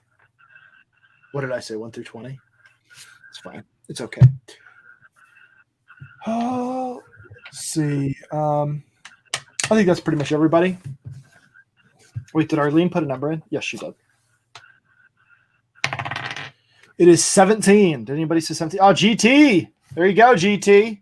Graduate commission from myself. Let me know which character you want. And yeah, here's the deal, guys. These digital commissions. This isn't a digital. This is a physical commission. But just let me know, and we can work something out called at some point, and we can. Who got the digital commission, or did you do a digital commission, or are they all? P Money said he wanted a digital commission. I trust him. Yeah, these are physical commissions though that I'm giving away to GT and then my mom. All right. Let's see. Yeah, Backer 444 says congratulations, GT, another who is pure class. All right, that was all of them, right? Here we are giving away. This is it. This is what everybody's been waiting for. General Grudge. If you're still here, here's the best gift of all. Here's the giveaway. This is original artwork from Gary Shipman. Oh, blank. It doesn't exist. I've been lying this whole time. Sorry, guys. It's not real. Boom. There it is. The man himself, Bub. Oh, Wolverine. that's really cool. Yeah.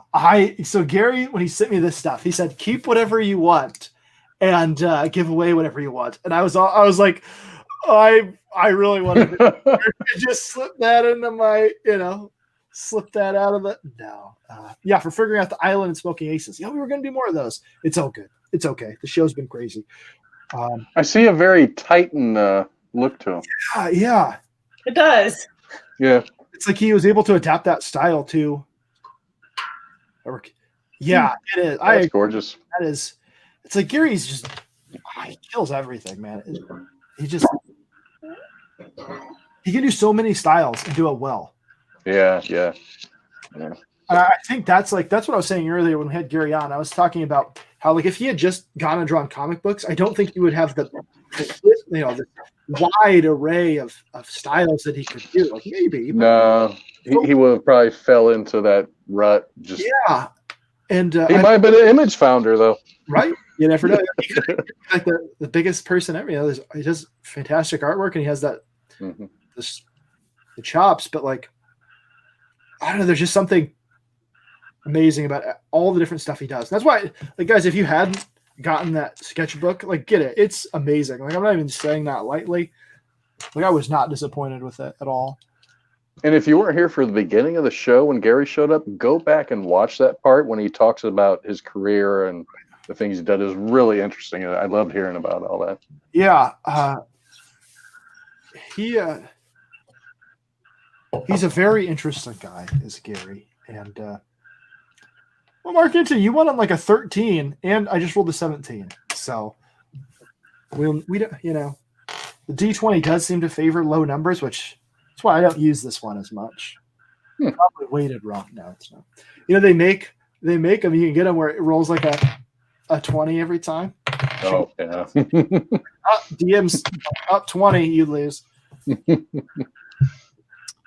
Let's switch it out. Let's do a different one. Boom. Let's do this. Oh, let's do this purple one. It's like a black and purpley one. We'll do that one for this artwork. That way, everybody has a chance. So everybody got their number in. Jiminy Cricket, are you still here? Did you put in a number? Jiminy, you know you want it. Come on, Jiminy Cricket. Look, we've got a lot of numbers for this one, guys. All right, this is it. This is the big piece, man. This is really generous of Gary to send this. He sent all this stuff for free, guys. This was Gary just being a generous person and wanting to give back to you guys, and you know, he offered to get to donate stuff to the giveaways we were going to be doing, just like the comic books you saw and the posters and stuff, and he offered to do that. So it's fine. Jiminy Cricket doesn't have to stay if he doesn't want to. It's all right. All right. Is that it? Everybody got their number in? How many numbers do we have in so far? Let's count them. 17, 21. Hold on, I'm going to count. 1, 2, 3, 4, 5, 6, 7. There's two more. All right. So we've got a fair number. And then, I mean, some of these people watching are like, my mom, she should win this one. Let's see. My mom says, I had thought both of them as Captain America, but I will defer to Eric's choice. So I think the Bucky thing is kind of a cool, neat idea, personally. Like a little papoose on your chest? Yeah, there you go. All right. Everybody got the number? Nigel, OP Dog threw in some numbers there. All right.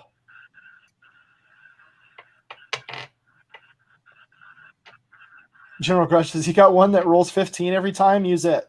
All right. I think there's probably about 10 people here that have been interactive and watching, and we've waited long enough. Here it is. This is going to be given away to the winner. Let's put this one on camera. We don't want this one. Anybody to believe I have favored anyone. We'll put this. I'll switch this up here to the other camera, and then we'll put this on screen. There'll be nobody can accuse me of no malarkey. See, I'm shaking it around just like you do. It does roll low. 2. Who was the closest to 2? Backer 444 did 4. Backer 444 hates Gary, so he's just going to send it back to me. What do you think, guys? Do we pick the 2? I'd say re-roll. See a re-roll? Because Mark Anthony had 5. I don't know. Lady Vixen said re-roll. Yeah, you hate Gary, Backer 444. Can I give it to Nighthawk? Can you give it to Nighthawk? I don't know. Should we give it to Nighthawk? We'll take a. Reroll. Reroll. Try to get to the exact number of someone. Yeah, I'll try to get a yeah. Roll till you get. Yeah, you guys are right. You guys are right. 4. Come on. Are you serious? It's destiny. Well, I guess he does get it, or she. Wow. Apparently, it was meant to be. Wow. But Becker for Roll again. I just want to see what you get if it's another low number. yeah. All right, I'll roll. Let's see. This time it's going to be like This one doesn't count. I just want to see. pull up the camera here. Do. Well, I guess I could have just rolled it and told you what it was, but what's the fun? Yeah, you didn't switch the cameras. We don't think you're going to lie. Of course, it's 12. Eh.